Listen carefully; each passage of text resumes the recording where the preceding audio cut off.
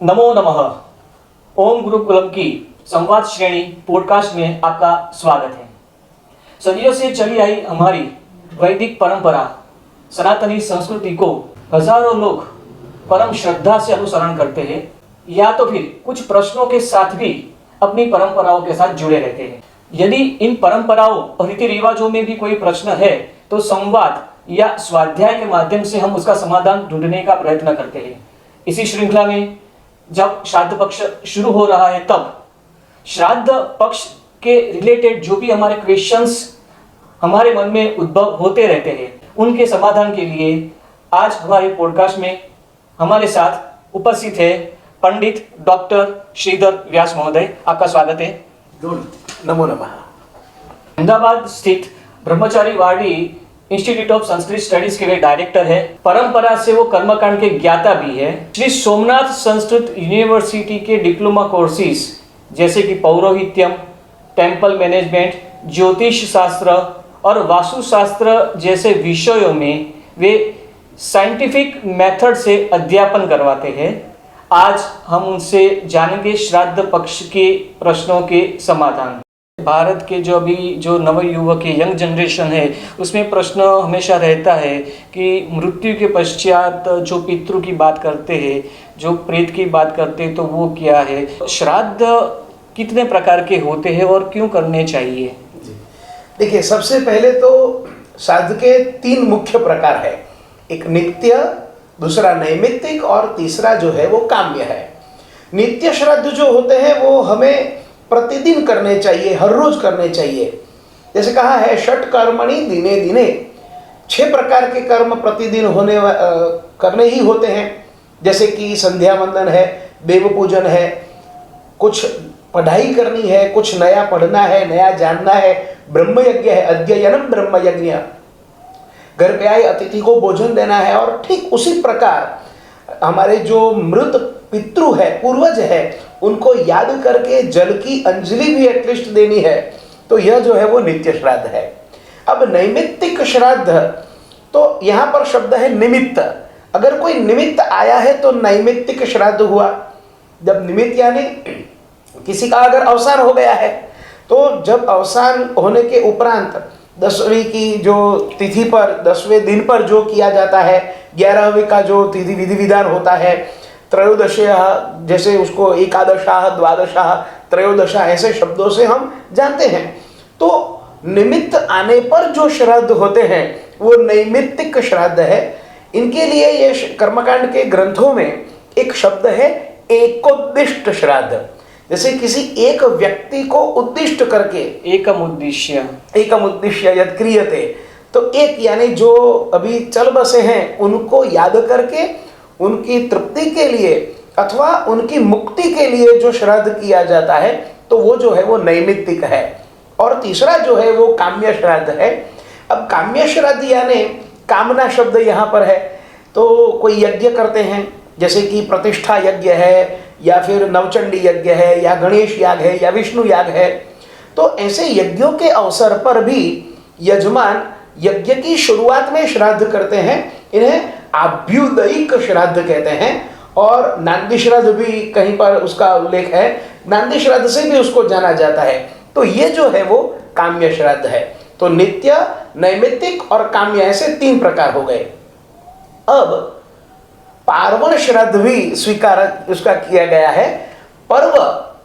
पर्व यानी कोई त्योहार है या कोई ऐसा उत्सव है या कुछ ऐसी तिथियों का या खगोलीय कुछ सम्मिश्रण है, ऐसे समय को भी हम पर्व कहते हैं। तो पर्व के आने पर जो श्राद्ध किया जाता है वह पार्वण श्राद्ध है।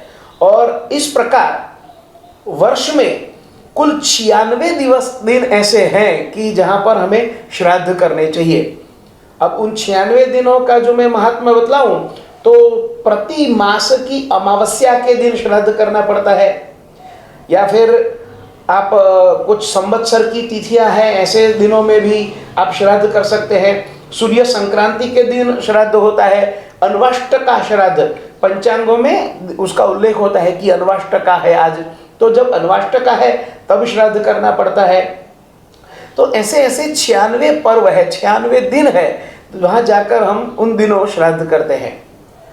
अब कोई यात्रा के लिए तीर्थ पे गया है और तीर्थ में जाकर उसको इच्छा हुई कि भैया मुझे यहाँ श्राद्ध करना है, तो वो जो है वो तीर्थ श्राद्ध भी है। जैसे सिद्धपुर में और गया में भी वो श्राद्ध होता है, वैसे ही वहाँ ब्रह्म कपाली होता है। तो इस प्रकार अलग अलग तीर्थों में जाकर भी अपने पूर्वजों को याद करके, पवित्र तीर्थ क्षेत्र है, वहाँ जल प्रवाह है, जल स्रोत है, तो वहाँ पर भी पूर्वजों को याद करके उनको जो भी श्राद्ध के उद्दिष्ट जो कुछ भी दिया जाता है वो वहाँ पितरों को प्राप्त होता है। श्रावण मास और उसके बाद बहुत सारे जो फेस्टिवल्स वगैरह होते रहते हैं, नवरात्र आएगा, नवरात्रि के बाद दिवाली आएगा, परंतु ये जो श्राद्ध कर्म जो विशेष रूप से भाद्रपद मास में ही बीच में क्यों किया जाता है, उसके पीछे कोई वैज्ञानिक या सामाजिक सांस्कृतिक कोई रीज़न है? हाँ जी, आपकी बात सही है। ऐसे तो श्राद्ध के, जैसे मैंने अभी कहा कि श्राद्ध के अलग अलग अवसर है, श्राद्ध के अलग अलग नियम भी है, अलग अलग समय पर अलग अलग प्रकार से श्राद्ध होता है, लेकिन साल में 42 दिन ऐसे हैं कि जो पितरों को उद्दिष्ट करके आप उनको याद करके उनको कुछ जलांजलि विशेष तौर पर अर्पण कर सकते हो। जैसे कि चैत्र मास है तो चैत्र के जो कृष्ण पक्ष के 15 दिन है, कार्तिक के जो कृष्ण पक्ष के 15 दिन है और भाद्रपद के जो कृष्ण पक्ष के 15 दिन है, ये जो 15 दिन है, ये कुल 42 दिन जो है वो पितरों के लिए कुछ समाविष्ट किया गया है। तो इन दिनों पितृ संबंधी जो कोई भी कार्य करना है, जैसे कि नारायण बलि करनी है, प्रेत बलि विधान करना है, तो इन दिनों में अगर करते हैं तो वो तुरंत ही पितरों को प्राप्त होता है। तो ये अभी जो आपने जो तिथियां बताई, तो उसमें आपने कृष्ण पक्ष की ही बारे में बताया, तो कृष्ण पक्ष और शुक्ल पक्ष में, कृष्ण पक्ष में ज़्यादा विशेष महत्व है, ऐसा आप कहना चाहते हैं? जी सही है। कृष्ण पक्ष का महत्व इसलिए बतलाया गया है कि हम सब जानते हैं कि हमारा जो भारतीय पंचांग है, यानी भारतीय महीना, वो 2 पखवाड़ियों में बटा हुआ है। एक है शुक्ल पक्ष, दूसरा है कृष्ण पक्ष। गुजरात आदि में शुक्ल पक्ष पहले आता है, बाद में कृष्ण पक्ष आता है। यानी जिन 15 दिनों के बाद में पूर्णिमा आती है उसको हम शुक्ल पक्ष कहते हैं, और जिन 15 दिनों के बाद में अमावस्या आती है उसे हम कृष्ण पक्ष कहते हैं। अब नियम ऐसा है कि शुक्ल पक्ष जो है वो देवताओं का है और कृष्ण पक्ष जो है वो पितरों का है। अच्छा। अब इसका कारण यह है कि ब्राह्मण ग्रंथ कहते हैं हमारे, अब जानते हैं कि शतपथ ब्राह्मण आदि हमारे जो ब्राह्मण ग्रंथ है, तो उनका स्पष्ट कहना है कि चंद्रमा के जो दक्षिण गोल के अंदर, चंद्रमा के दक्षिण गोलार्ध के अंदर पितरों का निवास है, और कृष्ण पक्ष है वो तो अंधेरा ही छाया जाता है क्योंकि अमावस्या आने वाली है। तो इसलिए वो दिन जो है वो चंद्रमा के दक्षिण गोलार्ध के दिन है, और इसलिए इन दिनों में किया गया जो कर्म है वो पितरों को बहुत जल्दी से पहुंचता है। अब जब आपका प्रश्न था कि भाद्रपद का महत्व क्यों है, तो अभी मैंने जैसे कहा कि चैत्र में होता है, कार्तिक में होता है, भाद्रपद में जो श्राद्ध है उसका महत्व अधिक है। लोगों की सोच में भी भाद्रपद का श्राद्ध पक्ष है वो अधिक मायना रखता है। आम जनता के लिए भी श्राद्ध पक्ष अगर कहते हैं तो वे लोग केवल भाद्रपद के जो कृष्ण पक्ष है उन्हीं को स्वीकारते हैं, दिमाग में तुरंत चैत्र या कार्तिक नहीं आता। तो इसका वैज्ञानिक महत्व यह है कि भाद्रपद जैसे शुरू होता है तो सूर्य नारायण अभी कन्या राशि में चल रहे हैं जब भाद्रपद शुरू होगा, और उसके कुछ दिनों के बाद सूर्य नारायण तुला राशि में आने वाले हैं। अब तुला राशि जो है वो सूर्य नारायण की नीच राशि है। जैसे हम सब जानते हैं कि मेष राशि है वो सूर्य नारायण की उच्च राशि है, और तुला राशि जो 7वीं राशि होती है वो नीच राशि है। अब ये तो ज्योतिष के टर्मिनोलॉजी में कहा गया, लेकिन वैज्ञानिक दृष्टिकोण से अगर कहें तो सूर्य नारायण जब मेष राशि में रहते हैं यानी कि उच्च राशि में रहते हैं तो पृथ्वी से उनका अंतर बढ़ जाता है, और जब नीच राशि में आते हैं तो पृथ्वी से उनका अंतर कम हो जाता है। तो अभी ये दिन है कि सूर्य नारायण का और पृथ्वी का अंतर है वो कम हो गया है। अब ये वही समय है कि जब चंद्रमा का और पृथ्वी का बीच का अंतर भी घट गया है, कम हो गया है। तो जब सूर्य नारायण नीच राशि के हैं यानी पृथ्वी से अधिक नजदीक है, चंद्रमा भी पृथ्वी के अधिक अधिक नजदीक है। और अभी कुछ समय पहले मैंने कहा कि चंद्रमा का जो दक्षिण भाग है वहां पितरों का निवास है। तो पितरों को उद्देश्य करके हम जो भी देते हैं, अब अंतर कम हो गया है, जैसे आपके और हमारे बीच में भी अंतर कम है। मैं कुछ आपको देना चाहता हूं तो जल्दी से दे पाऊंगा, लेकिन अंतर अधिक है तो मुझे कष्ट होगा, आपको लेने में भी कष्ट होगा। नजदीक है तो यहाँ से तुरंत पहुंच देने वाला भी जल्दी से और सरलता से दे पाएगा, वहां पूर्वज भी सरलता से ले पाएंगे। इसलिए भाद्रपद का महत्व शास्त्रों ने अधिक बतलाया है, क्योंकि अंतर कम हो गया है। और जो कुछ भी हम यहाँ देते हैं वो सब सूर्य नारायण के दौरान वहां से, उनके माध्यम से वहां पितरों को यानी चंद्रमा को पहुंचेगा। यानी यहां से सीधा चंद्रमा को नहीं पहुंचता, सूर्य नारायण को इसलिए बीच में ले आए हैं कि जो कुछ भी जाएगा वो पहले सूर्य नारायण की ओर जाएगा और सूर्य नारायण की ओर से वहां चंद्रमा के जो दक्षिण गोल में पितृ है उनके पास पहुंचेगा। अभी समाज में हम देखते हैं तो कुछ शब्द जो ऐसे हैं जो नकारात्मक प्रभाव उत्पन्न करते हैं, उसकी अवधारणा भी कुछ ऐसी बनी हुई है, जैसे कि पितृ पितर और जो हम बोले जिसके पर से जो मूवीज वगैरह भी बनती है, प्रेतात्मा एक नकारात्मक एक प्रभाव उत्पन्न करता है। तो इनमें अंतर क्या है, पितृ पितर प्रेत आत्मा? ऐसा है कि तीनों मूल तो एक ही है, कोई अंतर नहीं है। मूल शब्द तो प्रेत था और प्रेत में से कन्वर्ट होते होते पितृ हो गया, और आज लोक भाषा में पितृ शब्द अधिक प्रचलित है। और प्रेत जैसे डर उत्पन्न करता है, लेकिन प्रकृष्टतया ईतः प्रेतः, प्रेत में दो शब्द है, प्र और ईत, और संधि हो गई तो प्रेत बन गया। तो प्र कहता है प्रकृष्टतया और ईत यानी चला गया, सब कुछ छोड़ छाड़ के चला गया, वो प्रेत कहा जाता है। और कर्मकांड की परिभाषा में भी जैसे ही अवसान होता है तो अमुक प्रेतस्य प्रेतत्व निवृत्ति हेतवे, ऐसा शब्द संकल्प आदि में आता है कि अमुक जो प्रेत है तो उसकी प्रेतत्व निवृत्ति हो, इसलिए मैं यह करता हूं। तो प्रेत शब्द का अर्थ है जो अब शरीरधारी नहीं है, वह अब उसमें आत्मा शब्द जोड़ दिया तो प्रेतात्मा हो गया। तो ये एक जो है वो एक जन सामान्य की एक भाषा में ये सब बन गया है। और प्रेत से ही पितृ शब्द का वाचन होता है। तो पितृ यानी पूर्वज, और ऐसे पूर्वज जो अभी जीवित नहीं है, जो यहाँ शरीरधारी नहीं है, हमें और सब संस्कार की जो कि वही रिश्ते हैं, नाते हैं, संबंध है, सब कुछ छोड़ छाड़ कर वो ऊपर चले गए हैं, उनको पितृ कहते हैं। संस्कृत व्याकरण की दृष्टि से जो पिता जो जन्मदाता होता है उसका मूल शब्द भी पितृ है।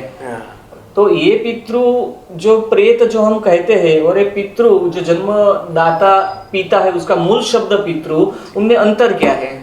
हाँ, ऐसे बात आपने बहुत सही पूछी है कि संस्कृत व्याकरण की दृष्टि से पितृ शब्द और पितृ शब्द से ही पिता शब्द निष्पन्न हुआ। अब यहाँ पर जो हमारे शास्त्र है वो पितृ को कॉमन बतलाते हैं, यानी केवल पिता के संदर्भ में उसका अर्थ नहीं है। आपके पिता है उसको भी पितृ कहते हैं, माता है उसको भी पितृ कहते हैं, पितामह यानी दादा जो है, परदादा है, उन सबको पितृ के स्थान पर उनकी गिनती की गई है। ऐसे मातृ माता महादयः, तो श्लोक है ऐसा, पिता पितामहश्चैव तथैव प्रपितामहः मातामहश्च तत्माता च प्रमातामहकादयः। ये सब पितृओं में गिने गए हैं, पिता पितामह प्रपितामह मातामह प्रमातामह वृद्ध प्रमातामह। तो ऐसा व्याकरण की दृष्टि से जो पितृ शब्द से पितावाचक होता है वो अलग है।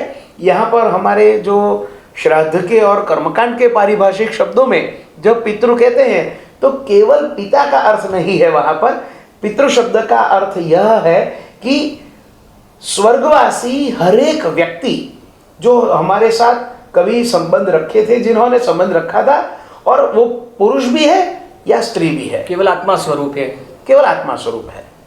अभी समाज में ऐसी भी बातें होती रहती है कि अभी आत्मा को मोक्ष मिला नहीं है, प्रेतात्मा भटकती रहती है, उसका पुनर्जन्म हुआ कि नहीं हुआ। वैसे भी अभी मॉडर्न साइंस भी इस बात को स्वीकार कर रहा है कि पुनर्जन्म का सिद्धांत है। बहुत सारे ऐसे हम किस्से देखते हैं, न केवल भारत में अपितु विदेशों में भी एक पुनर्जन्म की बातें होती रहती है। और जो बचपन में उस बच्चे को अपने पूर्व जन्म की सारी बातें याद होती है। तो ये जो पितृ से जो पुनर्जन्म हुआ उसकी बात करें, और दूसरी जो बात है कि जो हमारी जो अवधारणा है कि जो आत्मा भटकती रहती है, तो उसमें उनके मोक्ष के लिए या उनकी शांति के लिए ये विशेष रूप से श्राद्ध पक्ष में ऐसा कोई विधि विधान है जिससे हम उनको पुनर्जन्म के लिए हम निर्देश कर सके? सही, आपने सही प्रश्न पूछा है। ऐसे अनेक विधान हमारे वहाँ बतलाए गए हैं। जैसे कि शास्त्र ने आज्ञा की है कि किसी की भी व्यक्ति का अवसान होता है तो उसका दशाह श्राद्ध, एकादशाह श्राद्ध, द्वादशाह श्राद्ध, त्रयोदशाह श्राद्ध, ये 13वीं तक का विधि विधान होना चाहिए। अब पहले इनको समझ ले कि ये क्या है। तो कर्मकांड की परिभाषा में यहाँ पर 2 प्रकार के शब्द प्रचलित है, मलिन षोडशी और मध्यम षोडशी, और उसके बाद एक तीसरा शब्द भी आता है उत्तम षोडशी। अब हम समझाते हैं कि षोडशी शब्द में 16 शब्द है, 16 और 16 शब्द जो है वो 16 पिंड का वाचक है जी। तो अवसान के दिन जब अवसान होता है और जब अंतिम यात्रा के लिए निकलते हैं, तो वहाँ पर जहाँ पर वो चौका लगाया है और जहाँ पर वो शव को रखा गया है, तो अंतिम यात्रा के समय पर वहाँ पर 6 पिंड दिए जाते हैं। उसके नज़दीक दिया जाता है, फिर बाहर जाकर घर के दरवाजे पर दिया जाता है, चत्वर पर यानी 4 रास्ता के ऊपर जाकर, फिर चिता जहाँ रखते हैं वहाँ पर जाकर रखते हैं। तो ऐसे 6 पिंड वहाँ पर दिए जाते हैं, और प्रतिदिन एक एक पिंड देने का शास्त्र का विधान था। जैसे कि अग्नि संस्कार हो गया, दूसरे दिन उसी जगह पर जाकर एक पिंड देना है, दूसरे दिन दूसरा पिंड देना है, तो वो 10 पिंड 10वें दिन तक होते हैं। अब शहरीकरण का व्याप बढ़ गया, स्मशान दूर होने लगे और व्यक्ति भी उतना समय नहीं निकाल पाता था, तो फिर एक व्यवस्था हो गई कि भाई 10वें दिन जाकर वे 10 पिंडों का वहां पर पिंडदान कर देना है। तो ये 10 पिंड और वो जो हुए 6 पिंड, 16 पिंड हुए। ये जो है वो मलिन षोडशी है।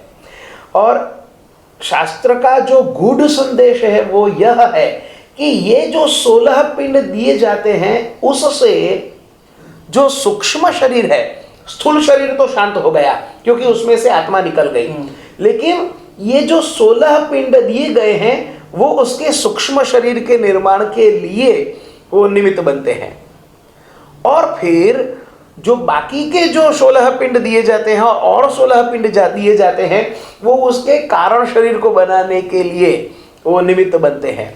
तो स्मृतियां जो है उसके साथ वो पिंड बनाते हैं, उसी वजह से ही वो स्मृतियां वो पिंड के माध्यम से नए शरीर में प्रवेश करती है। जी, उसी के कारण स्मृतियां प्रवेश करती है और उसी के कारण पुनर्जन्म के अवसर पर भी सब याद रहता है। अब ये सब इसीलिए आवश्यक है। बिना सिम कार्ड कोई मोबाइल चल सकता है क्या? बस, तो जैसे सिम कार्ड के बिना मोबाइल नहीं चल सकता, ठीक उसी प्रकार ये नियम है, अटल नियम है। ठीक उसी प्रकार यह करने लायक कर्तव्य है। पुत्र का यह दायित्व है कि उसको करना पड़ेगा, ये 16 पिंड देना। अब जिसकी ये क्रिया नहीं होती है, ये मलिन षोडशी, मध्यम षोडशी, उत्तम षोडशी, यानी मरणोत्तर क्रिया जिसकी नहीं होती उसको मुक्ति नहीं मिलती, और जिसकी मुक्ति नहीं मिलती है, जिसको मुक्ति नहीं मिलती है उसकी फिर अवगति होती है और वो प्रेत योनि में चला जाता है। जो प्रेत योनि में चला जाता है फिर वो क्या करेगा? वो उपद्रव करेगा, वो कष्ट पैदा करेगा। और वो किसको कष्ट पैदा करेगा?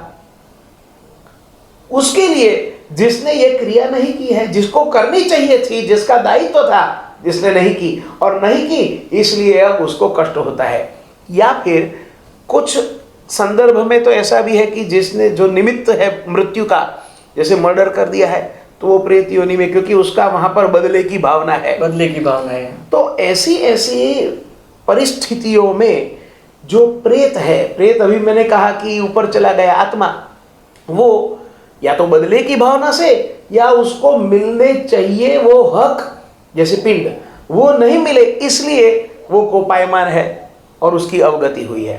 अब आपके प्रश्न का उत्तर आता है, ऐसी परिस्थिति में ये जो श्राद्ध पक्ष है वो हमें अवसर प्रदान करते हैं, और ऐसी विधियां भी है। ऐसे पंच बलि का विधान शास्त्र ने बतलाया है। नारायण बलि है, प्रेत बलि है, काक बलि है, सर्प बलि है। तो ऐसी अलग अलग 5 प्रकार की बलियां हैं, और किसकी कैसी अवगति हुई है उसके आधार पर निर्णय होता है। लेकिन सर्वसामान्य नारायण बलि, नारायण यानी विष्णु भगवान, और वहां पर विष्णु भगवान का पूजन होता है। सत्येश से, यानी सत्येश विष्णु भगवान का ही नाम है, उनकी 8 शक्तियों के सहित प्रेत मातृओं का आवाहन होता है। और फिर ब्रह्मा, विष्णु, महेश, यमराज और तत्पुरुष, इन देवताओं का आवाहन करके, इनका पूजन करके, फिर वो जो जिसकी अवगति हुई है उसके निमित्त पिंडदान, तर्पण आदि सब कार्य होता है। प्रायश्चित विधान भी होता है यहाँ पर।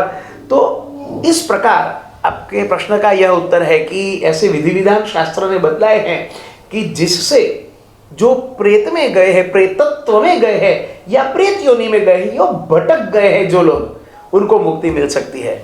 और वहां पर एक अच्छा श्लोक भी है, मैं कहना चाहूंगा, कृष्ण कृष्ण कृपालुत्वम अगतीनाम गतिर्भव संसारार्णव मग्नानाम प्रसीद पुरुषोत्तम। हे कृष्ण, तुम कृपालु, तुम कृपालु हो। अगतीनाम गतिर्भव, आप उनके लिए गति बनो जिनकी अगति, गति ही नहीं हुई है।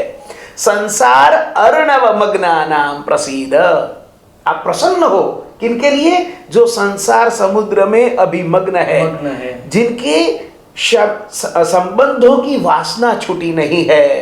ये मेरा बेटा, ये मेरा पौत्र, ये मेरी पत्नी, ये जो संबंध, हाँ संपत्ति, हाँ, तो इन सब में जो छूटे नहीं है, संसार आर्णव, संसार समुद्र में विषय वासना में जो मग्न है, उनके लिए आप प्रसन्न हो और उनको इन सब से मुक्ति प्रदान करो।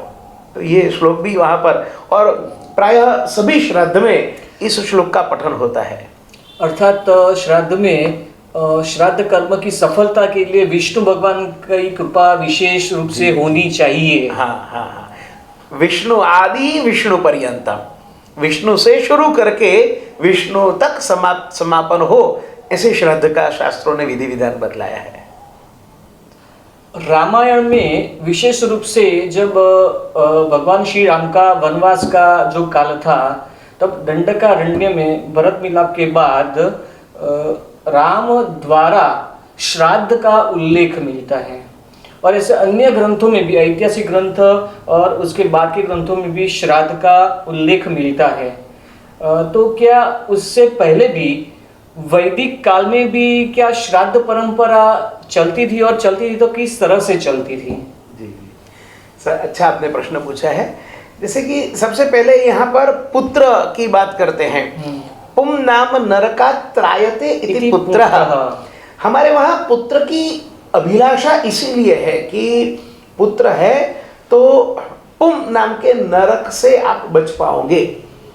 जैसे रामायण का भी उल्लेख हुआ तो रघुवंश का भी उल्लेख कर लेते हैं। रघुवंश में भी रघु राजा, जो रघु के पिताजी दिलीप, शुरुआत में ही, रघुवंश के शुरुआत में ही, तो दिलीप जो अनपत्यता के दोष से पीड़ित था, तो वो भी वहां पर चिंतन करता है कि स्वर्ग में मेरे पूर्वज वो गर्म आंसुओं से रोते होंगे, क्योंकि ये दिलीप निसंतान है।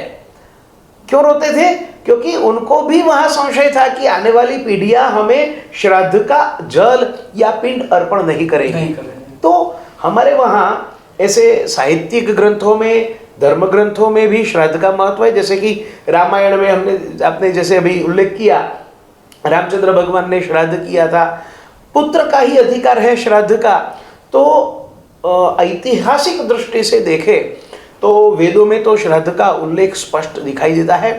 वहां पर मंत्र है वेद में पितृभ्यः स्वधायेभ्यः स्वधा नमः, पितामहेभ्यः स्वधायेभ्यः स्वधा नमः, प्रपितामहेभ्यः स्वधायेभ्यः स्वधा नमः, अक्षन्न पितरो मीमदन्त पितरो तीर्थप्रन्त पितरः पितरः शुन्धध्वम्। तो ये वेद मंत्र है। यहाँ पर भी पिता पितामह प्रपितामह का उल्लेख है।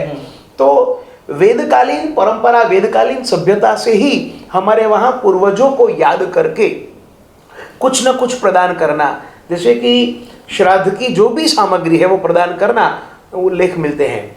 उसके बाद जब ब्राह्मण ग्रंथों में दृष्टिपात करें तो ब्राह्मण ग्रंथ, क्योंकि ब्राह्मण ग्रंथों का विषय ही है यज्ञ कर्मकांड और विधि विधान, और जो कोई श्रौत विधान है, संस्कारों की विधि विधान के बारे में भी उन्होंने कहा है, विशेष रूप से यजुर्वेद के ब्राह्मण ग्रंथों में। हाँ, क्योंकि यो यज्ञ यागादि क्रियाओं से कर्मकांड से जुड़ा हुआ है, तो यजुर्वेद शतपथ ब्राह्मण में ही अच्छा सा विधान श्राद्ध का मिलता है।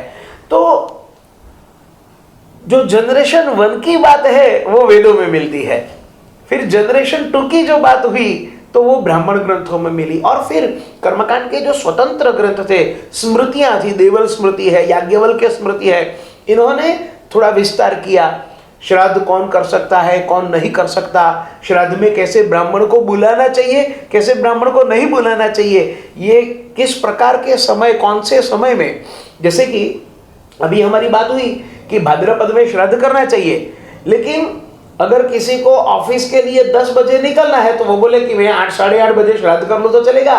नहीं, ये प्रैक्टिकल क्वेश्चन है जी। तो श्राद्ध के लिए कुतप समय, श्राद्ध में 3 दुर्लभ है, श्राद्ध में कुश, कुतप और दौहित्र, ये 3 तो होने ही चाहिए। तो कुतप समय, कुतप वेला यानी मध्याह्न का जो समय है जी, तो ये जो बातें हैं वो स्मृति ग्रंथों ने श्राद्धों के लिए परिभाषित की। तो इस प्रकार वैदिक काल से ही, अगर ऐतिहासिक दृष्टि से बात करें तो वैदिक काल से ही श्राद्ध का उल्लेख मिलता है, लेकिन श्राद्ध का जो विधि विधान है वो विस्तार जो बतलाया गया है वो उत्तरोत्तर परवर्ती जो साहित्य है उसमें अच्छा मिलता है। अभी जैसे आपने कहा कि पुम नामकात् नरकात् त्रायतीति पुत्रः, अर्थात मृत्यु के बाद यदि पुम नाम के नरक में से बचना हो तो पुत्र की जरूरत है, मगर जरूरी नहीं कि वही गति मिलेगी। तो इससे एक प्रश्न उद्भव होता है, और अभी समाज में जिस तरह से पुत्र नहीं होते, केवल फैमिली में पुत्रियां ही होती है, और जिस घर में पुत्र नहीं है, पुत्रियां हैं या पुत्र अभी अवेलेबल नहीं है, तो ये श्राद्ध पक्ष की जो पूजा वगैरह जो विधि विधान है वो पुत्र के अलावा और कौन कर सकता है? क्या पुत्री को वो हक मिलता है या नहीं? शायद ये जो प्रश्न अभी आधुनिक समाज में बहुत सारे लोगों को होगा। सही है। तो उसका कोई समाधान अपने शास्त्रों में है? हाँ, देखिए, शास्त्र तो सर्वमुखी है। शास्त्रों, हमारे शास्त्रों का यही महत्व है कि शास्त्र सनातन है। शास्त्रों ने 2-3 वर्ष या 100-150 सालों की मर्यादा को देखते हुए विधान किया ही नहीं है, एटर्नल विधान किया है, शाश्वत विधान किया है। तो सबसे पहले तो शास्त्र ने पुत्र को क्यों महत्व दिया? तो अभी मैंने कहा कि पुम नाम नरकात् त्रायतीति पुत्रः, लेकिन अगर सोशल, सामाजिक दृष्टिकोण से अगर देखें तो समझो कि किसी व्यक्ति ने, जिसका बेटा भी है बेटी भी है, दीकरी का विवाह करके कन्यादान दे दिया है, अब वो विवाहित पुत्री जो है वो अपने ससुराल में चली गई है।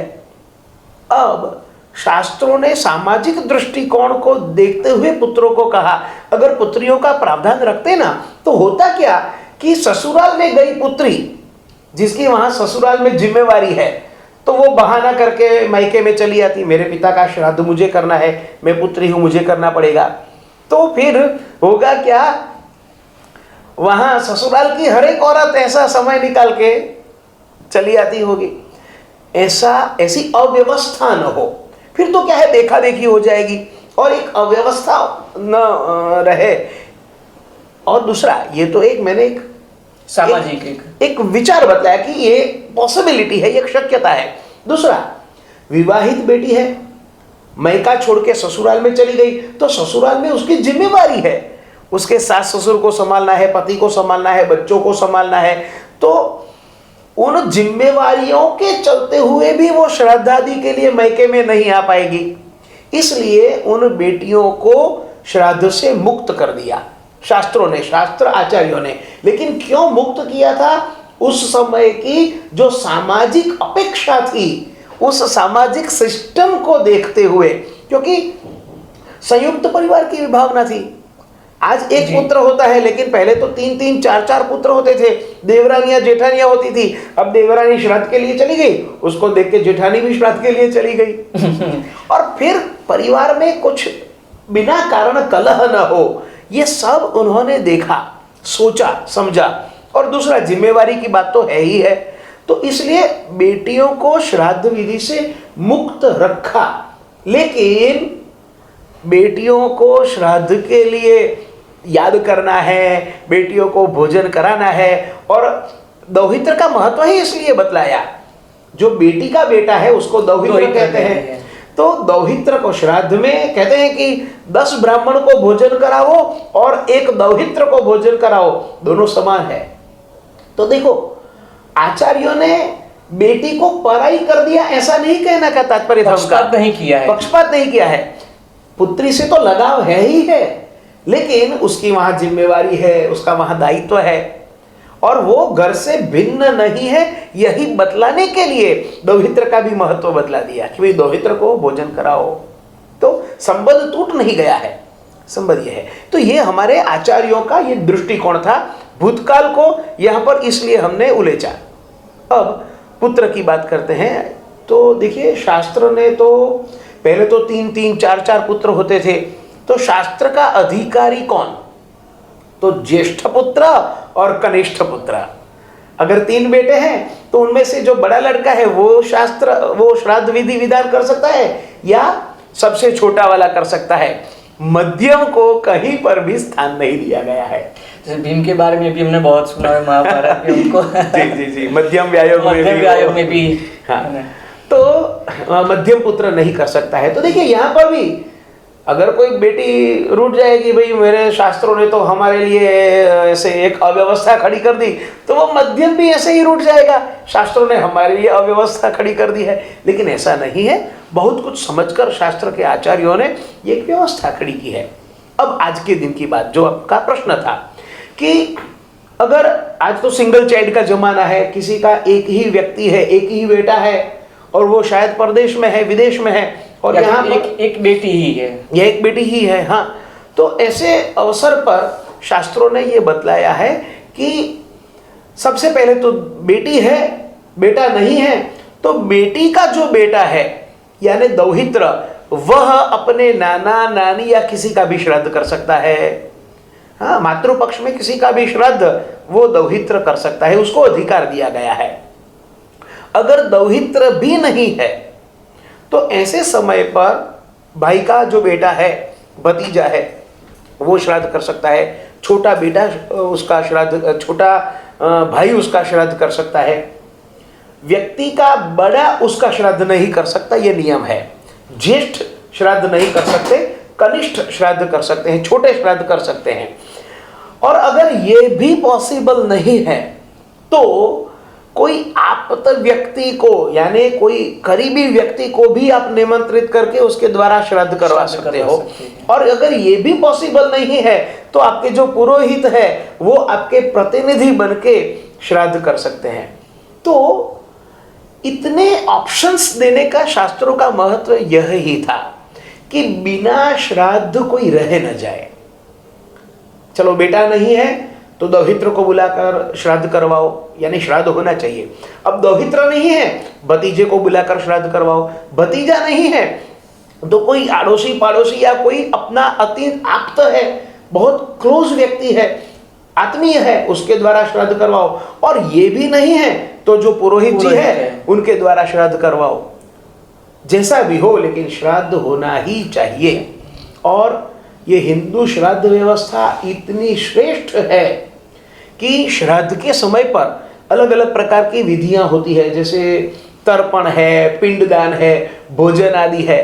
तो श्राद्ध में जब तर्पण होता है, तब तर्पण के समय पर जो अंतिम तर्पण होता है ना, वो एक तर्पण की विधि सब हो जाने के बाद एक गमछा या एक अंग वस्त्र लेकर उसका एक कोना भिगोना पड़ता है, श्राद्ध का जो जल है, तर्पण का जल है उसमें, और फिर उसको दूर जाकर निचोड़ना है अपने राइट हैंड के साइड। और ये के च अस्मत् कुले जाता अपुत्रा गोत्रिणो मृता, हमारे कुल में उत्पन्न हुए ऐसे कोई व्यक्ति जिनके आसपास कोई श्राद्ध करने वाला ही नहीं है, ते वे सब तृप्तिमायांतु वस्त्र निष्पीडनोदकम, ये वस्त्र निष्पीडनोदक में उनके लिए दे रहा हूं, इस जल से वे भी तृप्त हो। तो समस्या का समाधान भी बता दिया है। जी जी जी। तो किसी का भी एटलीस्ट जल की एक अंजलि भी उसको मिलनी चाहिए। और हिंदू श्राद्ध विधि की इतनी अच्छी व्यवस्था है कि यहाँ पौराणिक, जैसे अभी संदर्भ हुआ था रामायण का, तो महाभारत को भी याद करके मैं कहना चाहूँगा कि देवव्रत भीष्म इसलिए कहते हैं कि उन्होंने प्रतिज्ञा की थी। तो पिता को उस समय वेदना थी कि ये मेरा बेटा मेरे कारण जो ब्रह्मचर्य की प्रतिज्ञा कर बैठा है, कल को उसके बेटे नहीं होगा तो हो गए तो इसको श्राद्ध की अंजलि कौन देगा।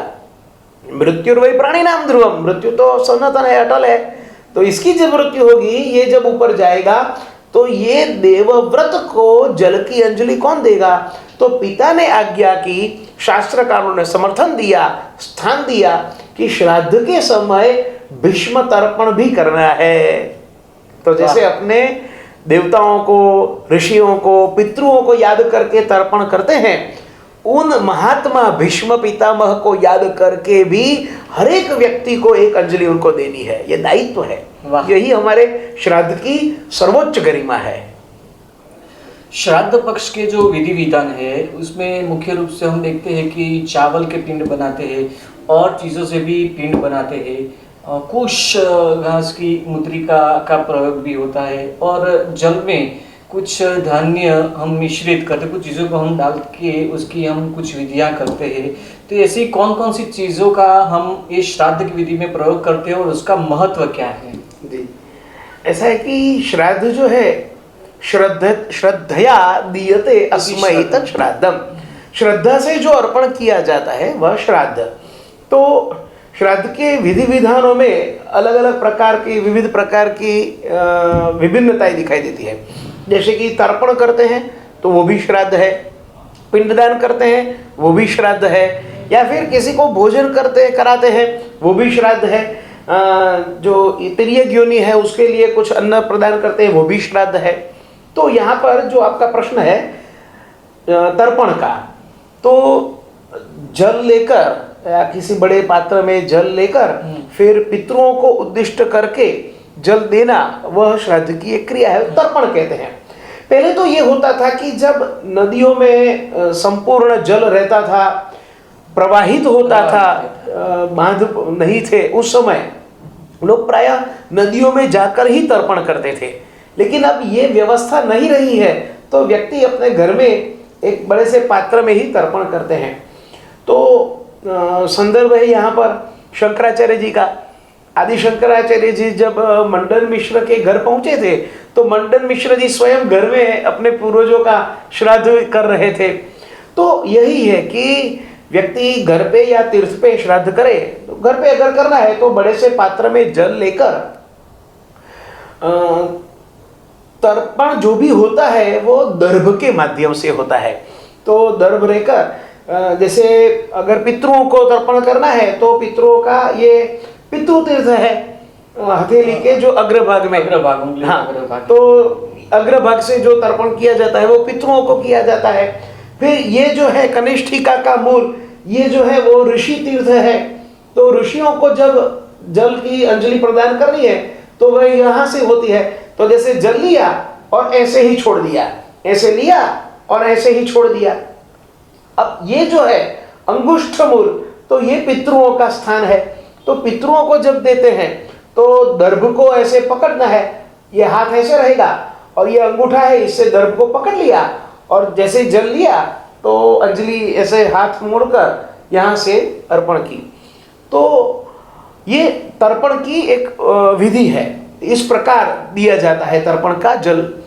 अब उसके अंदर आपका जो प्रश्न है क्या क्या दिया जाता है, रखा जाता है, तो जौ है, तिल है, तिल में भी कृष्ण तिल है, वो श्रेष्ठ कहे गए हैं, काले तिल होते हैं।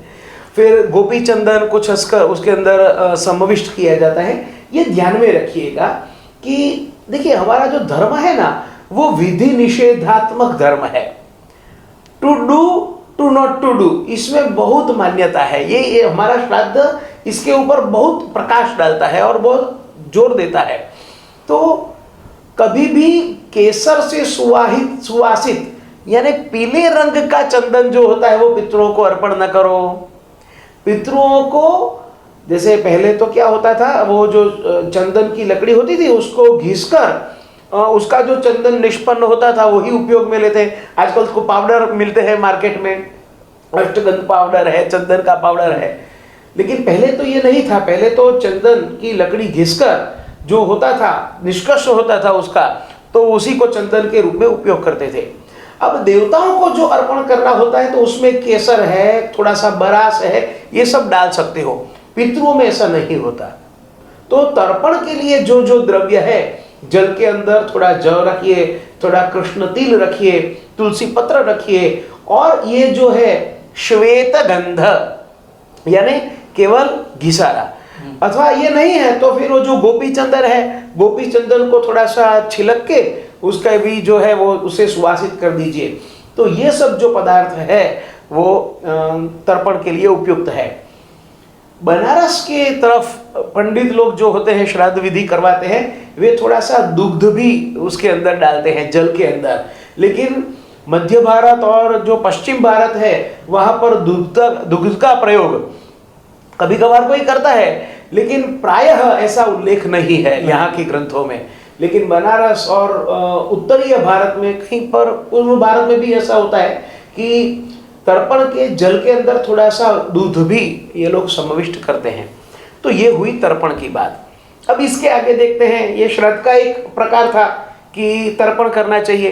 अब तर्पण में भी देखिए, देव तर्पण, ऋषि तर्पण और पितृ तर्पण, ये तीनों को अंजलियां देनी होती है। क्यों? तो इन तीन के हमारे ऊपर ऋण है। देवताओं का ऋण है, ऋषियों का ऋण है और पितरों का ऋण है। तो ऋण मुक्त होने के लिए और उनको तृप्ति मिले इसलिए तर्पण करते हैं। तर्पण के बाद विधान आता है पिंडदान का, तो पितरों को पिंडदान भी दिया जाता है। तो जौ का जो आटा है उससे भी पिंड बनता है, या फिर चावल का आटा होता है उसका उपयोग कर भी पिंड बनाते हैं, या फिर जो भात पकाकर, चावल पकाकर जल में पकाना है, दूध में नहीं पकाना है, दूध में पकाते हैं तो वो पायसम बन जाता है और आहुति प्रदान करते वक्त उसका उपयोग होता है। लेकिन जब पिंडदान करना है तो उसके लिए चावल के अंदर केवल जल ही मिलाना है, और घी का उपयोग कर सकते हैं आप, थोड़ा सा शहद का उपयोग कर सकते हैं। और ऐसे अलग अलग समय पर, अलग अलग श्राद्ध के अवसर पर अलग अलग साइज के पिंड होते हैं। साइज भी अलग अलग होती है। तो जैसे अभी कुछ समय पहले एकोद्दिष्ट श्राद्ध की बात हुई थी, तो कहते हैं कि नारिकेल समाकाराः, नारिकेल जितना बड़ा, जैसे श्राद्ध में जैसे पितरों को मिला दिया, द्वादशाह श्राद्ध जो अभी बात हुई थी, 12वीं की विधि, उसमें जो पिंड होते हैं वो नारिकेल के साइज का होता है। कभी कभार कपित्थ आकार का कौथा जो होता है उसके साइज का होता है। लेकिन जो अभी भाद्रपद की बात चल रही है, तो भाद्रपद में जो पिंड बनते हैं उसकी मात्रा होनी चाहिए आमलक आकारः, जो आंवला होता है आंवले की साइज का पिंड बनना चाहिए। उसमें जैसे अभी मैंने कहा कि सत्तू यानी जौ का आटा होना चाहिए, या फिर चोखे का आटा, चावल का आटा है, या फिर पका हुआ चावल है उसका पिंड, उसमें घी का उपयोग कर सकते हैं, शहद का उपयोग कर सकते हैं। और इस प्रकार जो पिंड है उसका पिंडदान करना पड़ता है। तो क्या करना है इसमें? तो जमीन को गोबर से लिप कर, जितनी भूमि है, जितनी भूमि में आपको पिंडदान करना है वहां गोबर से लीपना है, गाय के गोबर से लीपना है, उसके ऊपर दर्भ का आसन रख के ऐसे ये हाथ ऐसा करके ऐसे मोड़कर पिंडदान करना है। अब ये क्यों इस जगह का उपयोग करते हैं और चावल का आटा क्यों? तो देखिए ये शास्त्र कितने हमारे महान है और कितने समृद्ध है। देखिए हमारा और पितरों का संबंध कैसे है? तो शुक्र है, उसी के कारण उनका और हमारा संबंध है, उसी के कारण उत्पत्ति है हमारी। तो सामुद्रिक शास्त्र यानी हस्तरेखा का शास्त्र वो कहता है कि ये शुक्र का भाग है, का स्थान है। अच्छा, अब जो चावल है तो चावल भी है वो शुक्र के अंतर्गत धान्य है, और फिर जो दूध है दूध भी शुक्र के अंतर्गत आता है। चंद्र सोमकारक कहा जाता है। जी सही है, हाँ। तो इसी कारण कि ये शुक्र से संधान हो, ये तात्पर्य संधान का है। यहाँ पर महत्व संधान यानी उनका और हमारा एकता उनकी हो, यही भाव है। तो शुक्र ही माध्यम है कि जिसके कारण हमारे उन गए हुए पूर्वजों से संधान हो। तो शुक्र का स्थान हो गया, शुक्र से जुड़ा हुआ आटा यानी चावल का आटा, शुक्र से जुड़ा हुआ जो द्रव्य है यानी दूध है, तो ये सब मिलाकर हम अर्पण करते हैं। तो ये इस प्रकार वैज्ञानिक दृष्टि की भी यहाँ पर श्राद्ध पिंडदान में है। और जैसे आपने पूछा तो श्राद्ध का एक तीसरा ऐसा विभाग है, जैसे तर्पण की बात हुई, पिंडदान की बात हुई, अब हुई भोजन की बात। तो श्राद्ध में इसका भी महत्व होता है, भोजन का। अब भोजन किसको? तो सबसे पहले तो जो नाती है उसको यानी दौहित्र को भोजन अवश्य कराना है, या फिर ब्राह्मण को भी कराइए। चलिए आवश्यकता दूसरा एक अगत्य की बात ये श्राद्ध में है, श्राद्ध में आर्थिक व्यवस्था का महत्व शास्त्र ने बहुत बतलाया है। अगर आप साधन संपन्न है, सुखी है, समृद्ध है, तो 12 पंडितों को 12 ब्राह्मणों को बुलाकर अच्छे से भोजन कराएं। खुद का जो नाती है उसको तो बुलाए, भाई का जो नाती है उसको भी बुलाइए, ऐसे परिवार के जो भी है दौहित्र सबको बुलाइए, और बाकी के परिवारजनों को भी बुलाइए। लेकिन अगर कोई संपन्न नहीं है यानी किसी की आर्थिक स्थिति नहीं हो सकती, तो शास्त्र ने बतलाया है कि उसको पर्वत की टोच के ऊपर जाना है और 2 हाथ ऐसे ऊंचा करके पितरों को उद्दिष्ट करके कहना है, मैं आपका स्मरण करता हूं, आपका अभिवादन करता हूं, आपका ऋणी हूं मैं, लेकिन अभी इस समय मेरी आर्थिक स्थिति नहीं है कि मैं आपका श्राद्ध कर रहा हूं, आप मुझे मुक्त करें। तो देखिए आचार्यों ने कितना बड़ा व्यापक दृष्टिकोण रखा कि जो साधन संपन्न है वो सबको बुलाकर भोजन करे। सामाजिक व्यवस्था के अनुसार हर एक अंग को ध्यान में रखते हुए कहा है। सही है। तो ब्राह्मण को भी बुलाना है, एक ब्राह्मण है, अनेक ब्राह्मण है तो 13 ब्राह्मण हो तो अच्छा रहेगा, और फिर दौहित्र को भी बुलाइए, और फिर जो अपने इष्ट परिवारजन जैसे कि बेटी है, विवाहित बेटी है, परिवारजनों को, समधियों को बुलाकर भोजन कराएं। तो ये 3 प्रकार की व्यवस्था है। अब एक दूसरी बात, शास्त्र ने कहा है कि पक्वान्न यानी पका हुआ अन्न भोजन में देना चाहिए। जैसे खीर का भी, ये खीर का महत्व भी है। तो अगर किसी के पास ऐसी व्यवस्था नहीं है कि वो पकवान खिला सके, कोई पॉसिबिलिटी नहीं है, बेटा है, बेटा विदेश में रहता है, कहीं बाहर गया है, यहाँ पर एक बूढ़ी माँ ही है भारत में और यहाँ पर वो श्राद्ध करना चाहती है, तो वो क्या कर सकती है? तो शास्त्र ने आज्ञा दी है कि वो आमान्न दान कर सकती है। मैं फिर से शब्द बोलता हूं, आमान्न। आमान्न यानी कच्चा अन्न, जिसे गुजराती में सीधू आप्यू ऐसा बोलते हैं।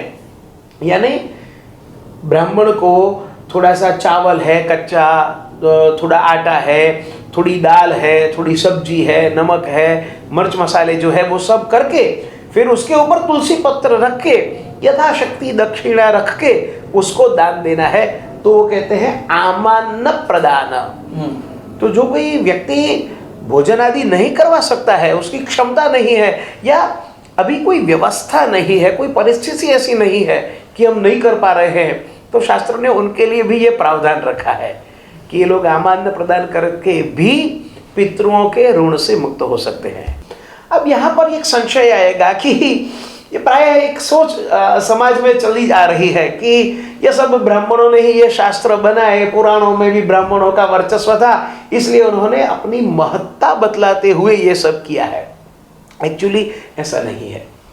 अगर ऐसा होता तो शास्त्र लिखते चाहे किसी भी प्रकार के ब्राह्मण को बुलाओ, लेकिन ब्राह्मण को ही बुलाओ।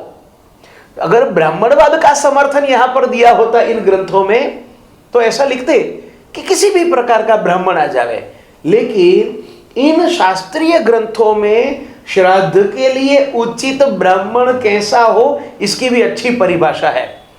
और अनेकों श्लोकों में कुश के लिए ऐसे कुश होने चाहिए, ऐसे नहीं होने चाहिए, जगह ऐसी होनी चाहिए, नहीं होनी चाहिए, वस्त्र ऐसे होने चाहिए श्राद्ध के समय पहनने के लिए, ऐसे नहीं होने चाहिए, सामग्री ऐसी होनी चाहिए, नहीं होनी चाहिए। दो चार श्लोक मिलते हैं, लेकिन ब्राह्मण के लिए कितने श्लोक, क्वालिटीज ऑफ ब्राह्मण। यस। तो इस प्रकार के श्रेष्ठ ब्राह्मण को बुलाकर ही आप भोजन कराओ, उससे ही श्राद्ध विधि करवाओ। फिर जो वेद पढ़ते नहीं है, संध्या वंदन आदि नहीं करते, शिखा और सूत्र नहीं रखते, वो ब्राह्मण कहाँ से हुए? जो शिखा और सूत्र यानी ब्रह्म सूत्र यानी यज्ञोपवीत, जनेऊ, तो जनेऊ जो धारण नहीं करते वो कहाँ से ब्राह्मण हो गए? तो मैं तो स्पष्टतया कहता हूं कि ये ब्राह्मण नहीं है। हाँ, ब्राह्मण कुल में उत्पन्न हुए हैं, लेकिन और तो श्राद्ध में उनका अधिकार नहीं है। ऐसे लोगों को श्राद्ध नहीं देना चाहिए।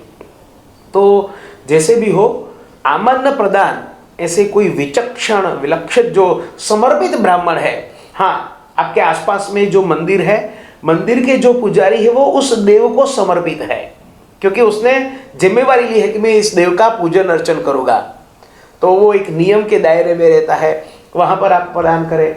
आप गुरुकुलों में प्रदान करें। संस्कृत गुरुकुल अच्छे हैं जहाँ पर ब्राह्मण के बच्चे वेद की रक्षा करने के लिए जीवन समर्पित करके पढ़ते हैं, तो ऐसे गुरुकुलों में आप आमन्न के लिए वहाँ से अच्छे से घर में जितना भी हो सके ले जाइए और वहाँ गुरुकुलों में ब्राह्मण बटुकों को भोजन कराए। लेकिन जो हमारी संस्कृति, जो हमारी सभ्यता, जो हमारी धरोहर, हमारे शास्त्रों, वेदों की रक्षा करने वाले हैं, उनको ये देना चाहिए। ये स्पष्ट आज्ञा है। जो अभी मैंने कहा कि कर्मबंधन से पीड़ित ऐसे गरीब को दान न दो, तो वहां पर तात्पर्य यह है कि श्राद्ध हेतु जो दान देना है वो उसको नहीं देना है। श्राद्ध हेतु जो आपको अगर दान देना है तो आप अच्छे से ज्ञानी ब्राह्मण को दे सकते हैं या किसी मंदिर के पुजारी को दे सकते हैं, और इन सब से भी श्रेष्ठ कहा है नाती यानी दौहित्र को। लेकिन जो नित्य कोई अगर नियम रखता है कि मैं गाड़ी में कुछ छूटे खुले रुपये रखता हूँ और चार रास्ता पर अगर कोई मांगने वाला है तो वो वहाँ से दे सकता है, या कहीं पर मंदिर में अच्छे कोई जन्मदिन है, किसी की पुण्यतिथि है, ऐसे समय पर मंदिर में दर्शन के लिए हम जाते हैं और वहाँ पर जो बेगर्स होते हैं तो उनको दान दे सकते हैं। वो दान अलग है, वो हमारा हेतु अलग है, वो हमारा दायित्व है, इसलिए हमें देना चाहिए। लेकिन ये जो श्राद्ध अगर निमित्त बनता है तो श्राद्ध में ऐसे उन लोगों को ये आमन्न दान नहीं दे सकते जो याचक है उनको। और कोई नहीं मिलता है तो फिर गाय को खिला दीजिए, क्योंकि गाय के अंदर तो सब देवताओं का वास है। तो अगर कोई भी नहीं मिलता है, आपने प्रयत्न किया, अच्छा ब्राह्मण नहीं मिला, दौहित्र यहाँ पर है नहीं, तो गाय को आप कुछ घास वगैरह खिला दीजिए।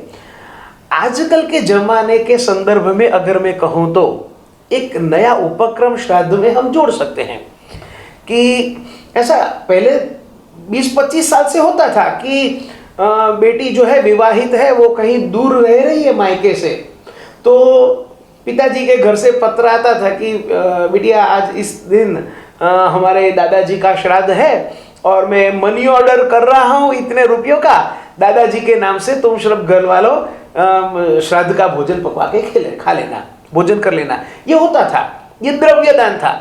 तो आज जब ये ऑनलाइन पेमेंट की फैसिलिटी है, वो ऑनलाइन ट्रांसफर कर सकते हो।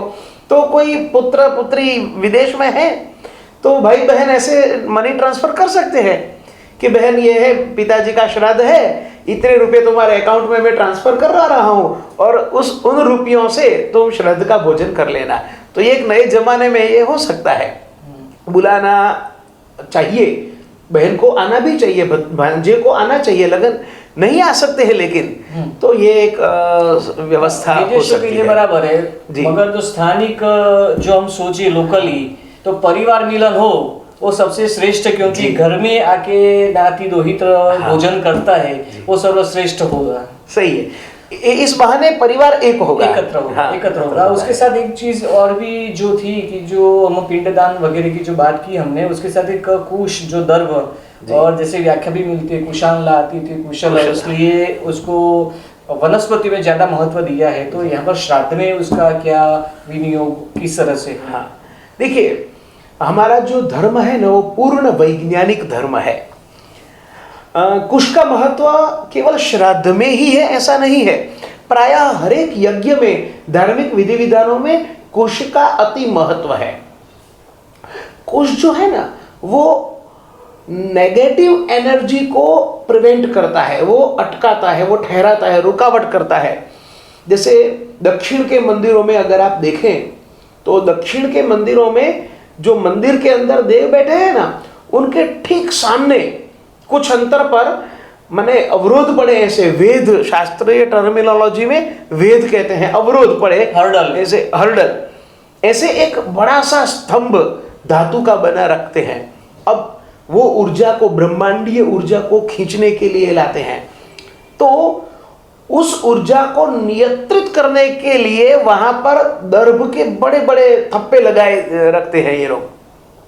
हमारे नागर शैली के मंदिरों में यही काम मंदिर के ऊपर रहा कलश करता है। मेटल का जो कलश है वो ब्रह्मांडीय ऊर्जा को खींचता है, लेकिन उसको न्यूट्रलाइज करने का काम वहां पर आमलक करके एक स्थापत्यकीय विषय रखते हैं, वो करता है।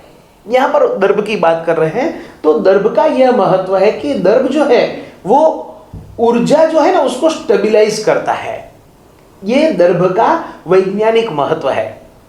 अब आप देखिए, मैं आपको प्रश्न पूछता हूं दर्शकों को, अगर कोई भी पत्ता है, वो पत्ता पेड़ से अलग हो गया, फूल अलग हो गया, सूख जाएगा, सूखने के बाद वो फिर से ऐसा ही हरा भरा हो सकता है क्या?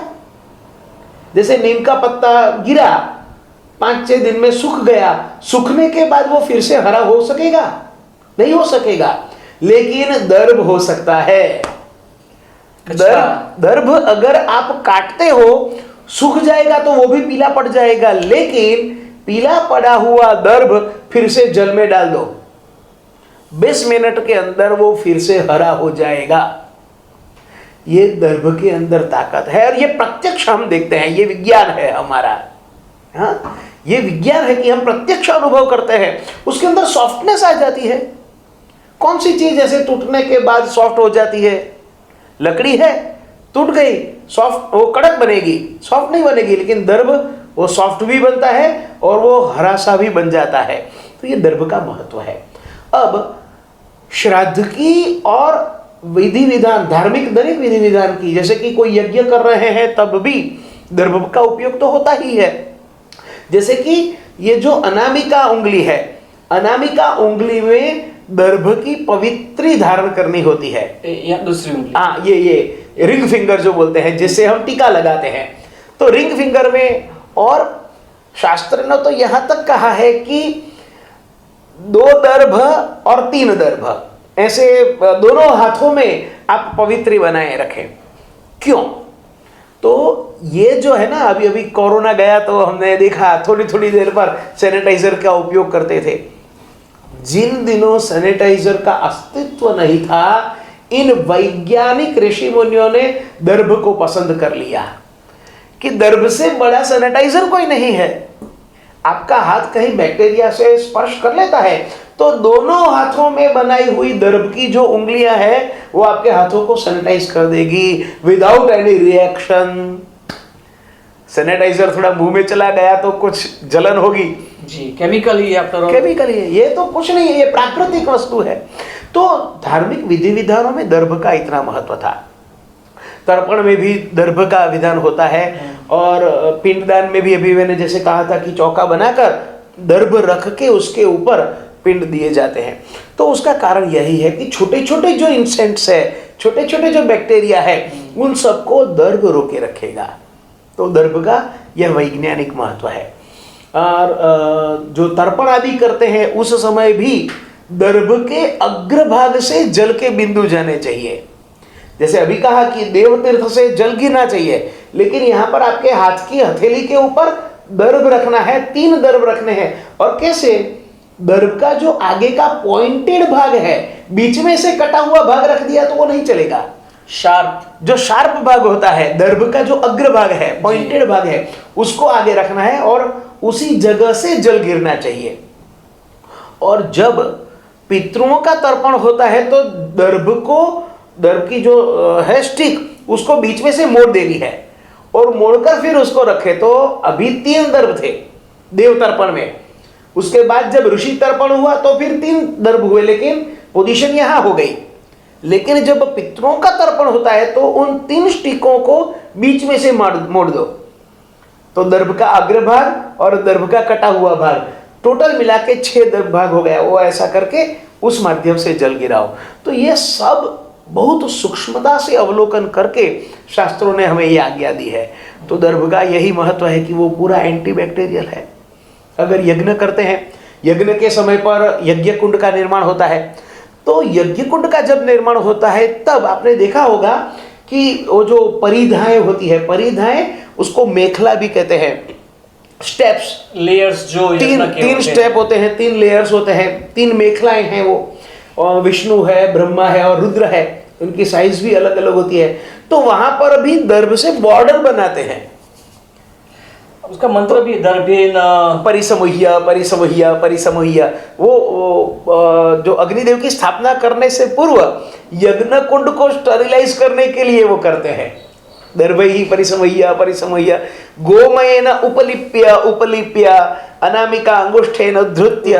तो कुछ अगर कुछ जीवात है, कीड़ा मकोड़ा दिखाई देता है, उसको आप उद्धृत्य निकाल के फेंक दो और फिर से प्राजापत्य तीर्थेन जलम अभ्युक्ष्य, तो जल छिड़काव करो। तो वो भी दर्भ का उपयोग है वहां पर। लेकिन दर्भ को जो है ना, वो चारों ओर बॉर्डर बना के एक सीमा रेखा बनाकर रखते हैं वहां पर यज्ञ कुंड की चारों ओर, ताकि कोई कीड़ा अगर किसी का ध्यान नहीं रह गया है, अंदर तो प्रज्वलित अग्नि है, मुख अग्नि है और बहुत भारी मात्रा में है, तो वो कीड़ा अनजाने में वहां न चला जाए, क्योंकि दर्भ है तो दर्भ से वो सब अटक जाएंगे, ठहर जाएंगे। तो हमारे वहां केवल श्राद्ध में नहीं, पूजा विधि विधानों में भी दर्भ का बहुत महत्व है, मंदिरों में भी दर्भ का महत्व है। आसन के लिए भी दर्भासन को श्रेष्ठ माना जाता है। जी जी। और सूर्य ग्रहण, चंद्र ग्रहण आदि जो अंतरिक्षीय खगोलीय घटनाएं होती है उसमें भी पवित्रीकरण के लिए दर्भ का उपयोग किया जाता है। जी सही है। दर्भ ऐसा है कि जो एनर्जी है ना, उसको रिवर्स मोड में दर्भ कन्वर्ट कर सकता है। जैसे अभी बात निकली दर्भासन की, तो हम पूजा के समय पर आसन रखते हैं। आसन का उपयोग क्यों करते हैं? तो जब भी हम कोई स्पिरिचुअल एक्टिविटी करते हैं या रिलीजियस एक्टिविटी करते हैं, धार्मिक पूजा पाठ या कुछ भी करते हैं, तो हमारे शरीर के अंदर एक पॉजिटिव एनर्जी जनरेट होती है। लेकिन हम यूज्ड टू नहीं है, इसलिए हमें मालूम ही नहीं पड़ता कि हमारे अंदर ये एनर्जी जनरेट हुई है। हमें आदत नहीं है, हम कभी कभार बैठे हैं। अब आपने अगर आसन नहीं लिया है और आप ऐसे ही सीधा जमीन के ऊपर बैठे हैं, तो आपने जो कुछ भी पूजा पाठ के दौरान गेन किया वो सब ड्रेन हो जाएगा, डिस्चार्ज हो जाएगा। और फिजिक्स का सिद्धांत है कि एनर्जी का बड़ा सोर्स जो है, एनर्जी के छोटे सोर्स को अपनी ओर खींच लेगा। तो नीचे तो ग्रेविटी है ही है, अर्थिंग हो जाएगा, गुरुत्वाकर्षण सब खींच लेगा आपने जो जनरेट किया तो वो सब नीचे ड्रेन न हो जाए, इसलिए कोई चीज होनी चाहिए आपके और उस गुरुत्वाकर्षण शक्ति के बीच, तो वो है आसन। तो चैलाजिन कुशोत्तरम गीता में कहते हैं कि कैसा आसन होना चाहिए। तो दर्भ का बनाया हुआ आसन चाहिए, उसके ऊपर कंबल का आसन होना चाहिए। तो ये जो मटेरियल है दर्भ और जो कंबल, उनका कंबल, ये ऐसे तत्व है जो एनर्जी को रिवर्स मोड में रख देते हैं। तो ये क्या करेंगे, ग्रेविटी में से कुछ शक्तियां खींचकर आपको दे देंगे। यानी आपने पूजा पाठ के दौरान 20 पॉइंट की एनर्जी गेन की, ये मटेरियल अगर आप नीचे रखते हो तो नीचे से 100 पॉइंट एनर्जी खींच के आपको दे देंगे। माने आपने 20 पॉइंट गेन की, मिल जाएगी आपको 120। तो ये किसने दी? दर्भ ने। ये साइंस है हमारा, ये ऋषि मुनियों का विज्ञान है, उन्होंने ये देखा। और इसीलिए कहा ना कि दर्भासन के ऊपर बैठकर आप अगर पूजा पाठ करते हो तो 10 गुना 100 गुना फल मिलेगा। ये 10 गुना 100 गुना फल मिलने का महत्व यह है कि दर्भ के आसन पर बैठते हो, उनके बनाए हुए कंबल के आसन के ऊपर बैठ के अगर आप पूजा पाठ करते हो तो ये जो दो मटेरियल है, ग्रेविटेशन जो फोर्स है, उसकी जो ऊर्जा है, उसमें से बहुत कुछ ऊर्जा खींच कर आपको देंगे और आप ओजस्वी और बनेंगे, तो गेन होगा। तो ये दर्भ का हमारे वहाँ इतना सारा वैज्ञानिक महत्व है। संस्कृत साहित्य में काकचेष्टा बकध्यानम श्वाननिद्रा तथैव जैसे श्लोक भी मिलते हैं जो कौवे के महत्व को बताते हैं, इम्पोर्टेंस जो है कौवे की वो बताते हैं। श्राद्ध पक्ष में भी हम देखते हैं कि कौवे को विशेष रूप से उसके लिए भोज तैयार किया जाता है और छत पर रखते हैं, और जैसे कौवा आए उसमें से ग्रहण करे और वो पितरों को पहुंचता है, ऐसी मान्यता है। तो समग्र पक्षी कुल में से क्रो कौवे को लेने के पीछे का कोई तात्पर्य है? अच्छा, जैसे आपने अभी काकचेष्टा बकध्यानम कहा, कुछ हद तक ऐसी मान्यता है कि कौवा जो है वो अपवित्र पंखी है, लेकिन ऐसा नहीं है। हमारे वहाँ तो काकभुषुंडी जी हुए जिन्होंने रामायण कही थी, तो काकभुषुंडी स्वयं ऋषि माने गए हैं। तो भारतीय परंपरा ने कभी भी किसी को भी तुच्छ है ऐसा नहीं कहा है। सुकर जो सुअर है उसको भी हमारी संस्कृति ने वराह कह के उसको अवतार के स्थान पर विष्णु भगवान के अवतार के स्थान पर दे दिया।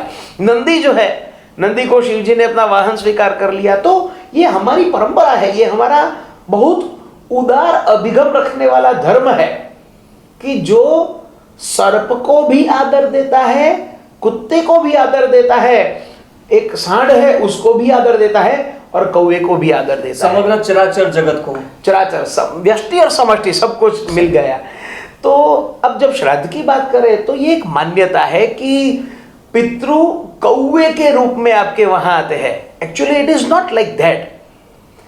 पितृ जो है वो वायु स्वरूप है।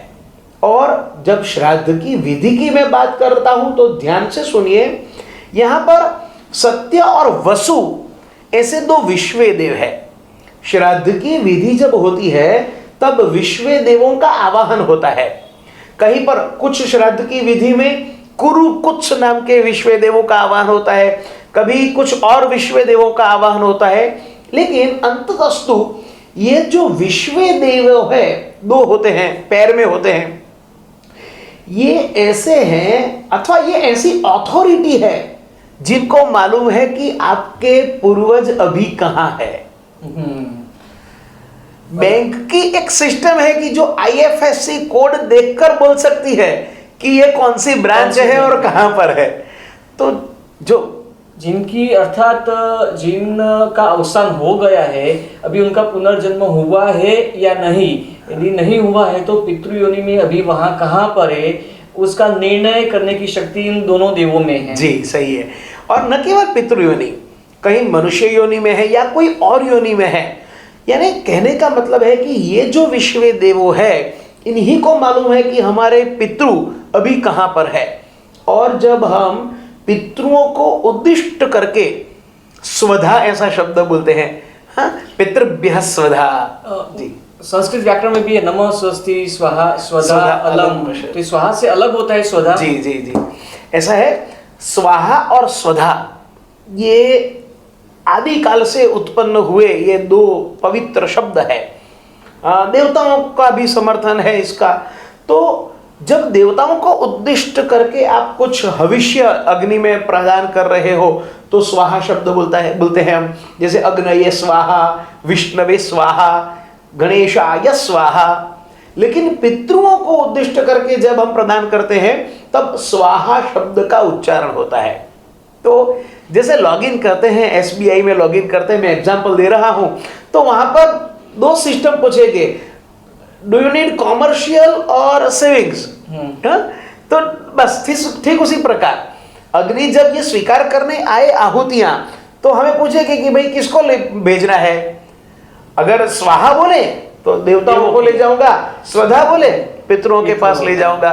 तो ये जो स्वाहा और स्वधा है वो सिस्टम है कि भाई स्वधा बोले पितरों के पास चला गया। तो जो हम तर्पण आदि कार्य करते हैं और स्वधा शब्द का जो उल्लेख करते हैं, वो जो विश्व देवो जिनकी अभी मैंने बात कही, तो वो विश्व देवो स्वधा बोलेंगे, एक्टिव हो जाएंगे, और जो हमारे पितृ जहां कहीं पर भी है वो उनको भेज देंगे। और पितृ वायु स्वरूप से आते हैं।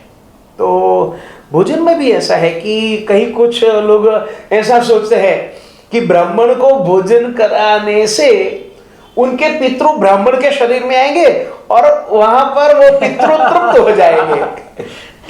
ये बड़ी गलत फहमी है, ऐसा नहीं है। श्रद्धा फैली हुई है। जी जी जी, पितृ ब्राह्मण के शरीर में नहीं आते, कौवे के शरीर में भी नहीं आते। हाँ, वो तो स्मेल जो होती है, जो आपने भोजन जो तैयार किया है, देखिए श्राद्ध भोजन के भी नियम है।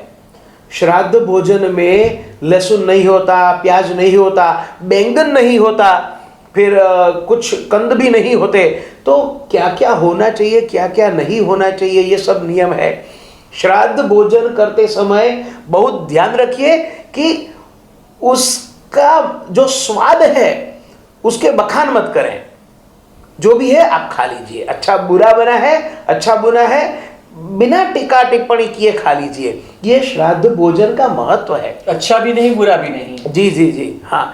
तो क्योंकि उस समय पितृ वायु स्वरूप से जो स्मेल है वो स्मेल लेकर वो तृप्त होते हैं। और जहां तक बात हुई कौवे की, तो हमारी भारतीय परंपरा जो उदार विचार वाली थी, ये दिन ऐसे होते हैं कि जब उनकी फर्टिलिटी के दिन चलते हैं, तो मादा कौवा जो है, तो मादा क्रो, उसको अब उसकी प्रेगनेंसी के दिन शायद है पीरियड हो, हाँ मैटिंग पीरियड। जी जी जी। तो उसको शरीर के निभाव के लिए, शरीर के पोषण के लिए कुछ खाद्य सामग्री चाहिए।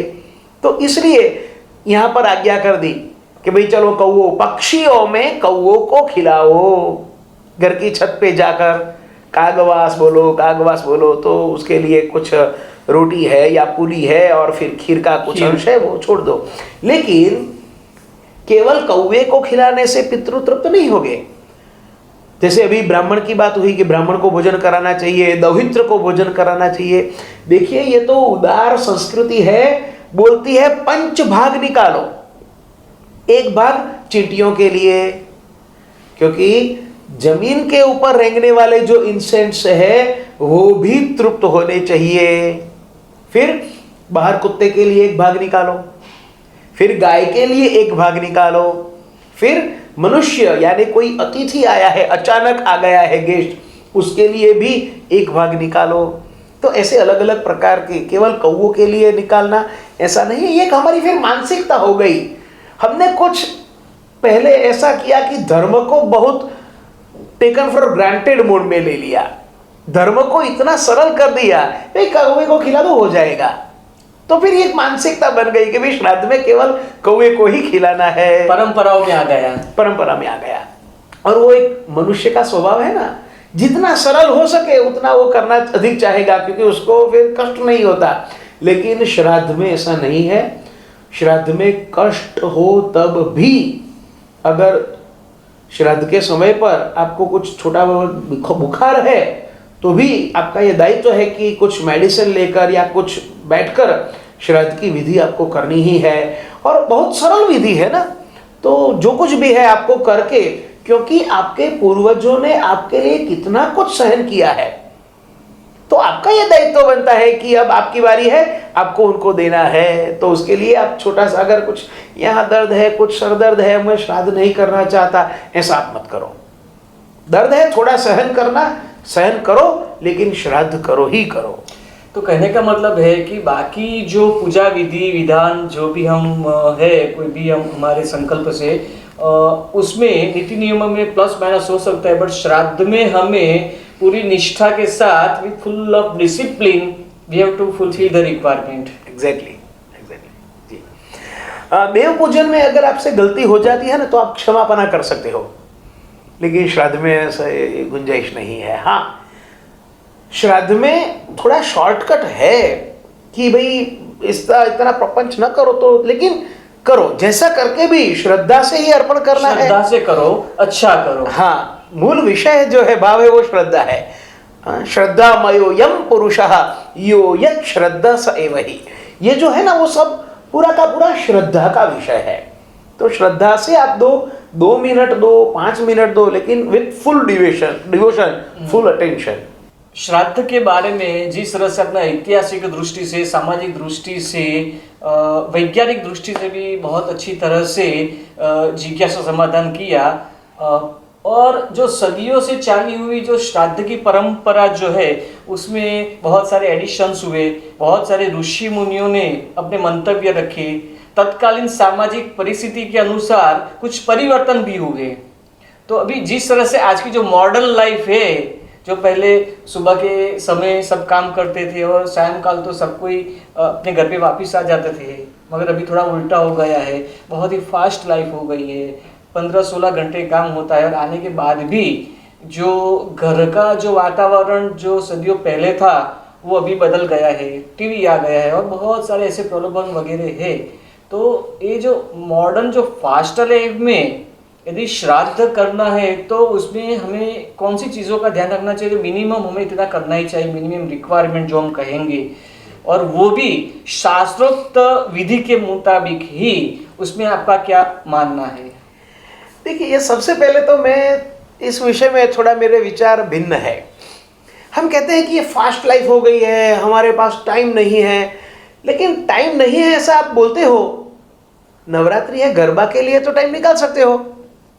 हम बोलते हैं कि हमारे पास टाइम नहीं है, लेकिन भारत के और वेस्ट इंडीज की मैच है, तो कहाँ से टाइम निकलता है? ये सब के लिए, मूवी देखने के लिए हमारे पास टाइम है। तो ये सब जो, ये तो थोड़ा बहानीबाजी जैसी बात हुई। लेकिन एनीवेज, अब आपका प्रश्न है जो है वो पूरे समाज के लिए है, तो और इसके लिए शास्त्र ने उत्तर भी दिया है। सबसे पहले ये हमारे लिए बहुत आवश्यक है कि पितृ हमारे लिए बहुत कुछ कर गए हैं जी। वे नहीं होते तो आज हमारा अस्तित्व ही नहीं होता ना। तो ये कर्तव्य है, कर्तव्य भाव से हमें ये करना चाहिएगा। और आजकल तो रिटर्न गिफ्ट का जमाना है, रिटर्न गिफ्ट होती है, बर्थडे में जाते हैं तो रिटर्न गिफ्ट होता है। तो यहाँ पर भी हम ये समझ ले कि भाई इन्होंने हमें दिया है तो हमें उनको कुछ देना है, और कुछ देने के भाव से हमें ये करना चाहिए। और हमारे शास्त्र ये कहते हैं कि सुवर्णम कलशम आनय, पूजा के लिए सोने का कलश लाओ। हाँ, समर्थ नास्ति, आप समर्थ नहीं है, रजतम कलशम आनय, चांदी का घड़ा लाओ। समर्थ नास्ति, आप समर्थ नहीं है, तो ताम्रमयम कलशम आनय, तांबे का कलश लाओ, पीतल का कलश लाओ। फिर मृणमयम कलशम आनय, मिट्टी का कलश लाओ। अब उसमें भी समर्थ नहीं है, पत्रपुटम आनय, पत्र से बना जो दोना है वो ले आओ, दोना ले आओ। तो ऐसा नहीं है कि सामर्थ्य हो तभी करें, श्रद्धा से होना चाहिए। तो इतना सारा तर्पण है, पिंडदान है, भोजन है, ब्राह्मणों को खिलाना है, ये सब अगर कोई नहीं कर सकता है तो वो केवल प्रार्थना भी कर सकता है। क्योंकि अंततस्तु इन सभी विधि विधानों में महत्व जो है वो तो प्रार्थना का ही है कि हे कृष्ण, आप कृपालु है, संसार में मग्न मेरे जो पूर्वज थे वो गए हैं, उनको शांति प्रदान करो। हे पितृ, हे देवता, आप आशीर्वाद प्रदान करें। उन पितृओं को जिनके पीछे करने वाला बेटा नहीं था तो मैं पानी निचोड़ कर दे रहा हूं। तो ये जो है वो विधि विधान तो है ही है, लेकिन महत्व जो है वो दिल से की गई प्रार्थना का है। तो अगर कोई व्यक्ति, अगर वो चलो समझ में हकीकत में उसके पास समय नहीं है, हाँ, वो बहाने नहीं बना रहा है, हकीकत में उसके पास समय नहीं है, दायित्व ज्यादा है और शायद पितृपक्ष में कुछ ऐसी पारिवारिक परिस्थिति विपरीत हो गई है कि वो चाहने पर भी नहीं कर सकता है, तो ऐसे समय में उसके लिए 3-4 ऑप्शंस है। अगर वो विष्णु सहस्त्र नाम स्तोत्र का पाठ करेगा, ये स्तोत्र का पाठ इतना महत्वशाली है क्योंकि विष्णु भगवान के 1000 नाम है, पीछे फलश्रुति में बहुत कुछ बतलाया है, तो पितृ भी प्रसन्न होते हैं। अगर ये नहीं कर सकता, विष्णु सहस्त्र का स्तोत्र उसको उच्चारण उसके नहीं सेट हो सकते, ओम नमो भगवते वासुदेवाय मंत्र की एक माला करें। अगर जानता है, सीखा हुआ है, तो पुरुष सूक्तम का पाठ कर सकता है। और स्पेसिफिकली अगर मैं पितरों की ही बात करूं तो हमारे वहां रुचि नाम के एक ऋषि हुए थे, रुचि, और रुचि ने पितृस्तोत्र कंपोज किया है, रुचिकृत पितृस्तोत्र। अगर आप गूगल में डालोगे रुचिकृत पितृस्तोत्र या यूट्यूब में डालोगे, तो गूगल में अगर डालते हो रुचिकृत पितृस्तोत्र तो आपको पीडीएफ भी मिल जाएगी या वीडियो भी मिल जाएगा। अब उसका पठन करें। अगर चलो आपके पास समय नहीं है, ट्रैवलिंग करते हो बस में, तो आप पाठ कर लो, मोबाइल के अंदर ही पाठ कर लो देखते देखते। अच्छा, संस्कृत नहीं पढ़ सकते, कोई बात नहीं, आप YouTube में उसका श्रवण कर लो। तो अनेक प्रकार के अच्छे से विद्वानों ने वहाँ पर उसका वीडियो रखा हुआ है, ऑडियो है, वीडियो है, लिखित रूप में भी PDF है आपके पास। तो ये जो स्तोत्र है इसका पाठ करने से भी पितृ प्रसन्न होते हैं। जो भी सोर्सेस अवेलेबल है और जिस प्रकार से नॉलेज है उस तरह से, एक तो विष्णु सहस्त्र नाम, दूसरा ओम नमो भगवते वासुदेवाय मंत्र जाप, जो तीसरा है पुरुष सूक्त सहस्त्र शीर्षा जी वह, और ये चौथा रुचिकृत पितृ सूक्त। ऐसा है कि बहुत से ग्रंथों का पठन कहा है, गजेंद्र मोक्ष का भी पठन होता है। तो गजेंद्र मोक्ष श्रीमद् भागवत में कथा है, तो गजेंद्र मोक्ष वो तो बहुत महत्व वाला है, गजेंद्र मोक्ष का पाठ कर सकते हो। अगर आप प्रैक्टिकली विधि विधान नहीं कर सकते लेकिन पितरों की तृप्ति के लिए कुछ पढ़ना है, तो अगर कोई ऐसा भी बोलता है कि चलो भाई हमारे पास अधिक टाइम है, आपने जैसे अभी एक बतलाया कि किसी के पास टाइम नहीं है, तो उसके लिए क्या प्रावधान है, तो उसके लिए तो इतने सारे प्रावधान बतलाए। अगर कोई रिटायर्ड व्यक्ति है, वो सुबह के समय में श्राद्ध विधि विधान कर लिया उसने, मध्याह्न में तर्पण आदि, पिंडदान आदि, वो कुतप काल कहते हैं, उसमें सब हो गया। अब वो आफ्टरनून थोड़ा फ्री है, अब वो बोलता है कि मैंने तो पूरा दिन पितरों को समर्पित किया है, तो मैं क्या करूं, तो वो कठोपनिषद का पाठ कर सकता है, गजेंद्र मोक्ष का पाठ कर सकता है। कठोपनिषद का जो पाठ है जहां पर यम और नचिकेता के संवाद और मृत्यु का जो गहन रहस्य जो है, पंचाग्नि, नाचिकेताग्नि विद्या, तो ये जो अगर कुछ समझदार है, इंग्लिश में भी अवेलेबल है आज उसका ट्रांसलेशन, तो हिंदी में भी अवेलेबल है। तो अगर कोई सोचता है कि मुझे पूरा दिन पितरों से जुड़ा हुआ कुछ पाठ करना है, तो ये कठोपनिषद का पाठ करें, गजेंद्र मोक्ष का पाठ करें, और जैसे अभी हमारी बात हुई पितृ स्तोत्र का पाठ हो सकता है। गरुड़ पुराण का पाठ इस समय हो सकता है कि उसके लिए कुछ समय निर्धारित किया गया है। गरुड़ पुराण और गीता ये दो ऐसे पाठ है कि मरण के तुरंत उपरांत करने पड़ते हैं, क्योंकि गरुड़ पुराण में भी प्रेतोत्थान कल्प जो है सारत्व करते हैं, वो उसका पाठ ही हो तो भी अच्छा रहेगा, क्योंकि ये मृत्यु के बाद जो परिवार को शोक लगता है, परिवार को लगता है कि भाई ये हमारे कोई स्वजन चले गए हैं, और वो सब पूरे का पूरा घर जो परिवार है वो एक अलग माहौल में है, तो उनके शोक को दूर करने के लिए ये दोनों जो है वो मलम का काम करते हैं, औषध का काम करते हैं। श्रीमद् भगवद गीता जो एक चौकस क्लास था, वेल एजुकेटेड क्लास, उनके लिए गीता, क्योंकि गीता के जो सिद्धांत है वो थोड़े गहन है, गंभीर है, फिलोसॉफिकल है, फिलोसॉफिकल है, और गरुड़ पुराण जो है वो लोअर लेवल के व्यक्ति है उसको भी समझ में आ जाए ऐसे बोलेगी। लेकिन दोनों ग्रंथों का महत्व है शोक मुक्त करना, इसलिए इन दोनों ग्रंथों का पठन तो तब होता है। लेकिन गीता तो कभी भी पढ़ सकते हो, श्राद्ध के दिन भी गीता का पाठ हो सकता है, अवश्य हो सकता है। श्राद्ध पक्ष में क्या करना चाहिए उसके बारे में तो बहुत कुछ हमने देख लिया, बट जैसे हम कोई भी चीज़ लेते हैं तो वार्निंग भी एक आती है, मैनुअल में एक वार्निंग, एक नहीं करना चाहिए जी। तो इस तरह इसके साथ क्या करना चाहिए, उसके साथ हमें किस बारे में, किस विषय में हमें सावधानी रखनी चाहिए, तो इसके बारे में आपका क्या सुझाव है? बहुत अच्छा प्रश्न है आपका, क्योंकि ये धर्म ही है विधि निषेधात्मक धर्म। विधि यानी क्या करना है और निषेधात्मक क्या नहीं करना है। और आनंद की बात यह है विधि के लिए टॉपिक कम है, निषेध के लिए टॉपिक अधिक है। ये नहीं करना है, ये नहीं करना है, ये नहीं करना है।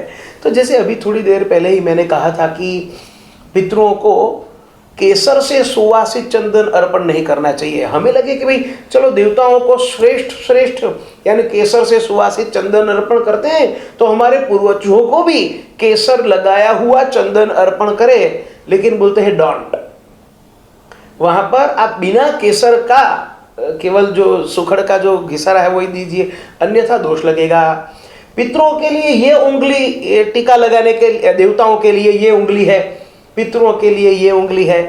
तो ये जो है पितरों के लिए, वस्त्र के लिए हम रक्त सूत्र अर्पण करते हैं देवताओं को, पितरों के लिए हमें सफ़ेद जो धागा है उड़ना सूत्र या सफ़ेद ऊन का वस्त्र है वो अर्पण करना चाहिए।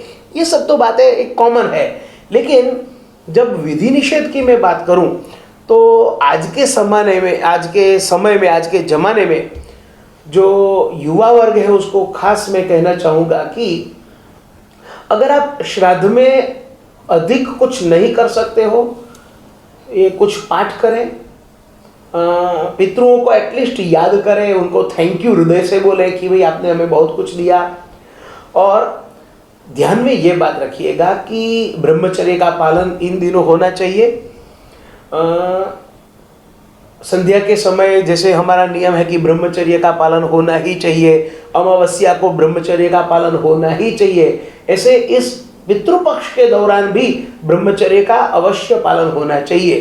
क्योंकि ये समय कुछ हद तक नकारात्मक है। सूर्य नारायण पृथ्वी से बहुत नजदीक है, चंद्र भी पृथ्वी से बहुत नजदीक है, इसलिए ब्रह्मचर्य का पालन बहुत महत्व रखता है। दूसरा, भोजन में बहुत प्रकार की सावधानियां रखनी है।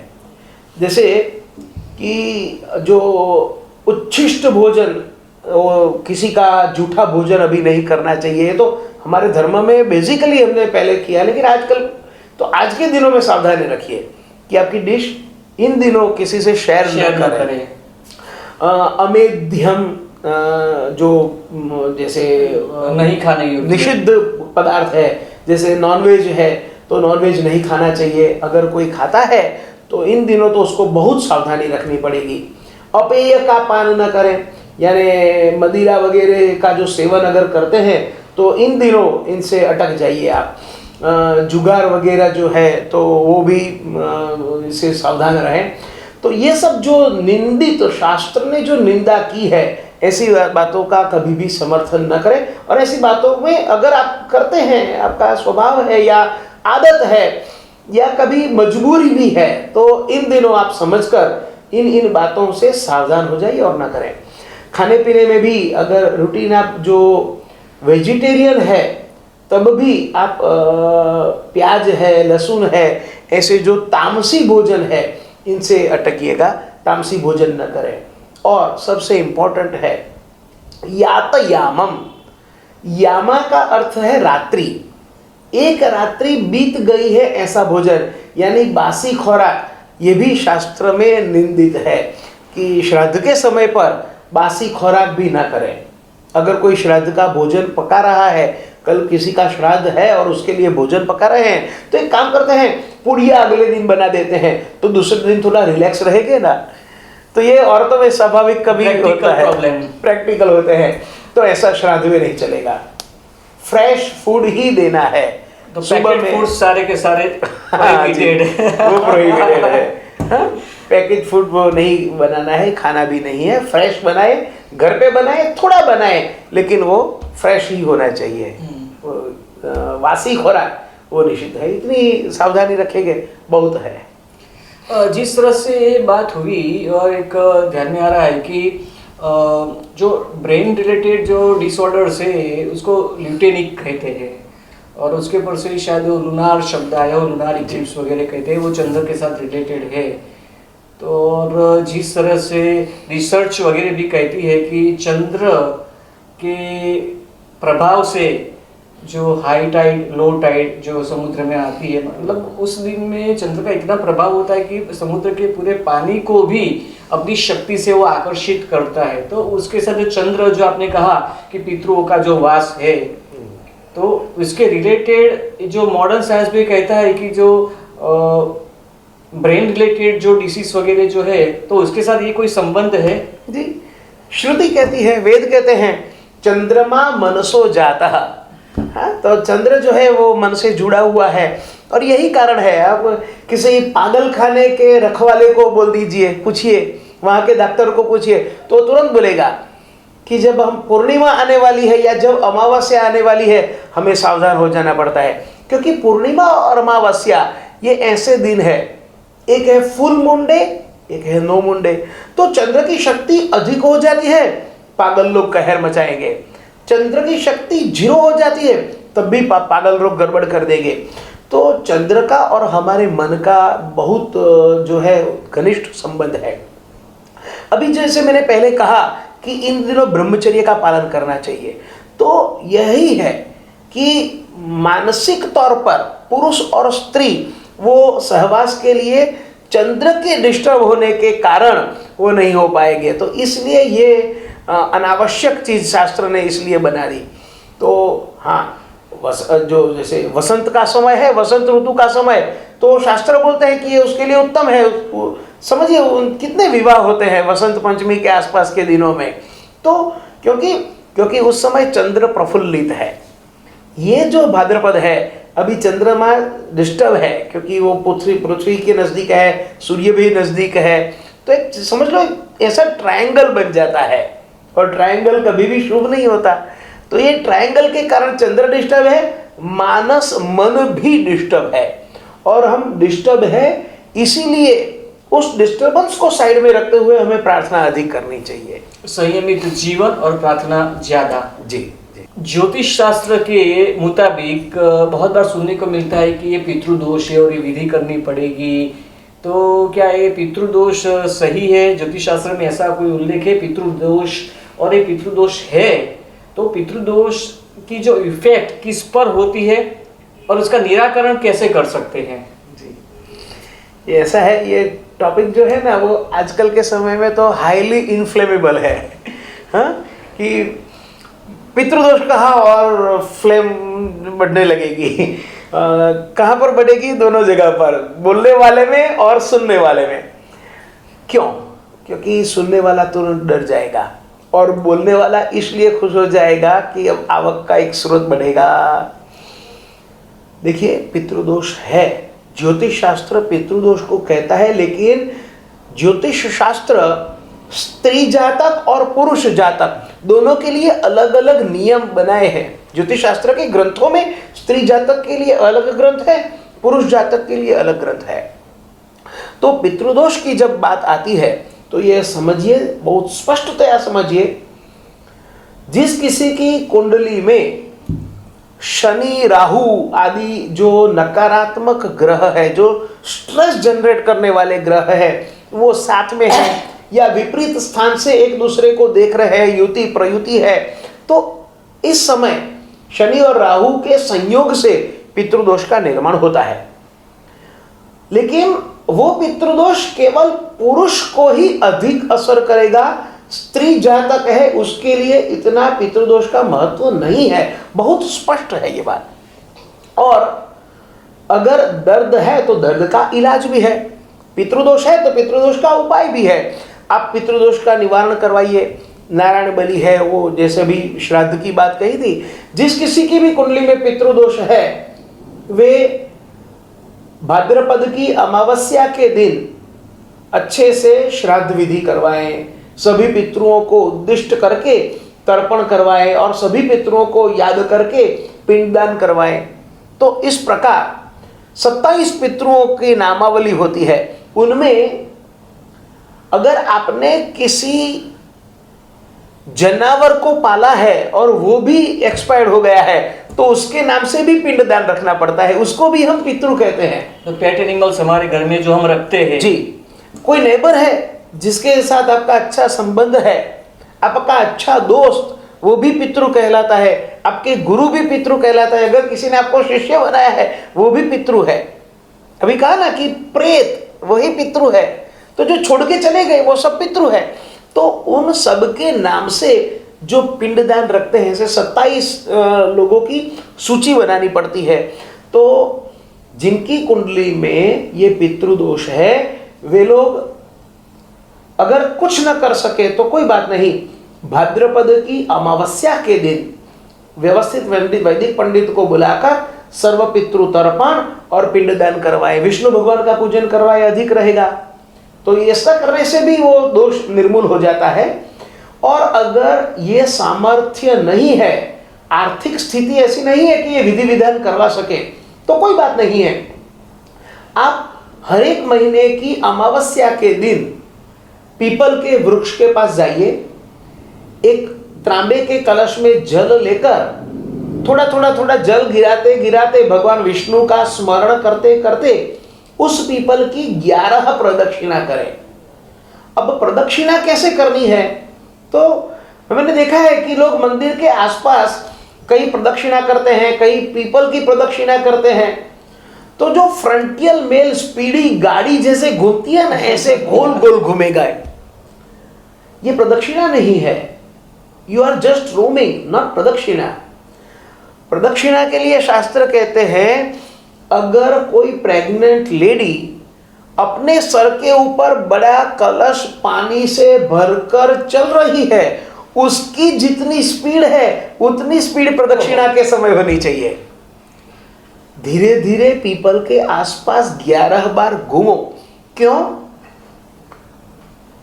पीपल के अंदर तो भूत प्रेत का वास होता है? नहीं। कृष्ण भगवान गीता में कहते हैं विभूति योग में कि अश्वत्थ सर्व वृक्षाणाम, सब वृक्षों के अंदर अश्वत्थ पीपल के रूप में मैं हूं। अब जहां विष्णु भगवान है वहां भूत प्रेत कहां से आ गए? तो ये गैर मान्यता है। पीपल के अंदर कोई अपवित्र पदार्थ गलती से भी नहीं जाएगा। अगर कोई प्रेत पीपल के अंदर रहने के लिए जाना चाहता है, अगर जा पहुंचा मोक्ष हो जाएगा, उसका मुक्ति मिल जाएगी, क्योंकि वहां विष्णु बैठे हैं, भगवान के चरणों में है। हाँ, तो वो एक गलत फहमी है। अब आपको उस पीपल की 11 प्रदक्षिणा करनी है, यानी पीपल में बैठे विष्णु भगवान के आसपास 11 बार घूमना है, धीरे धीरे घूमना है। इससे क्या होगा? विष्णु भगवान आपके अंदर का स्ट्रेस खींच लेंगे और पॉजिटिविटी आपको देंगे। ये साइंस है। हाँ, जैसे पानी है, बारिश का पानी बिगड़ गया है, बाल्टी में गंदा पानी भरो और फिटकरी डाल दो, तो फिटकरी क्या करेगी? जो भी गंदगी है वो सब खींच लेगी, पानी ऊपर से निर्मल हो जाएगा। ठीक उसी प्रकार विष्णु भगवान जो पीपल के अंदर बैठे हैं वो आपके अंदर की नेगेटिविटी या स्ट्रेस है, जो कुछ भी रुकावट है वो सब खींच लेंगे और क्या देंगे? उनकी जो पॉजिटिविटी हो आपको दे देंगे। इसलिए कुछ न कर सके तो कोई नहीं, कोई बात नहीं, आप पीपल की 11 प्रदक्षिणा करें, धीरे धीरे करके आपका पितृदोष निर्मूल हो जाएगा। हाँ, एक आध बार ऐसे 11 बार प्रदक्षिणा करने से नहीं होगा, रेगुलरली शनै शनै रूपरमेद बुद्धिया धृति गृहीतया, धीरज रखनी पड़ेगी और धीरे धीरे ये फल मिलेगा। अभी 2-4 अमावस्या को किया और वो बोले थे, किसी ने कहा था, तो ये कुछ रिजल्ट तो मिलता नहीं।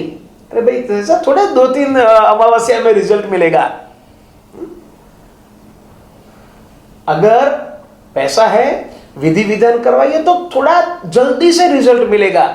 लेकिन अगर आप इस मोड में जाते हैं तो आपको थोड़ा धीरे धीरे, लेकिन रिजल्ट पक्का मिलेगा ही मिलेगा, आपको धीरज रखनी पड़ेगी। तो ये पितृदोष होते हैं, उसका इस प्रकार निवारण होता है। लेकिन ये ध्यान रहे, महिलाओं को पितृदोष उतना असरकारक नहीं होता जितना पुरुषों को होता है। उसको चिंता करने की जरूरत नहीं है। उसको चिंता करने की जरूरत नहीं है, क्योंकि महिलाएं जो पुरुष नहीं कर सकता वो काम करती है। महिलाएं घर की रख रखाव करते हैं, और जो घर का रख रखाव का काम करती है, पुरुष से भी बहुत भारी काम है ना ये। पुरुष को तो क्या है, बाहर गए कमाना है, बस कमाया उसका काम हो गया। महिलाओं को तो, आज की महिलाओं को तो कमाना भी है, बच्चों का भी पालन पोषण करना है, घर को भी साफ सुथरा रखना है, घर के जो बड़े बुजुर्ग हैं उनको भी संभालना है।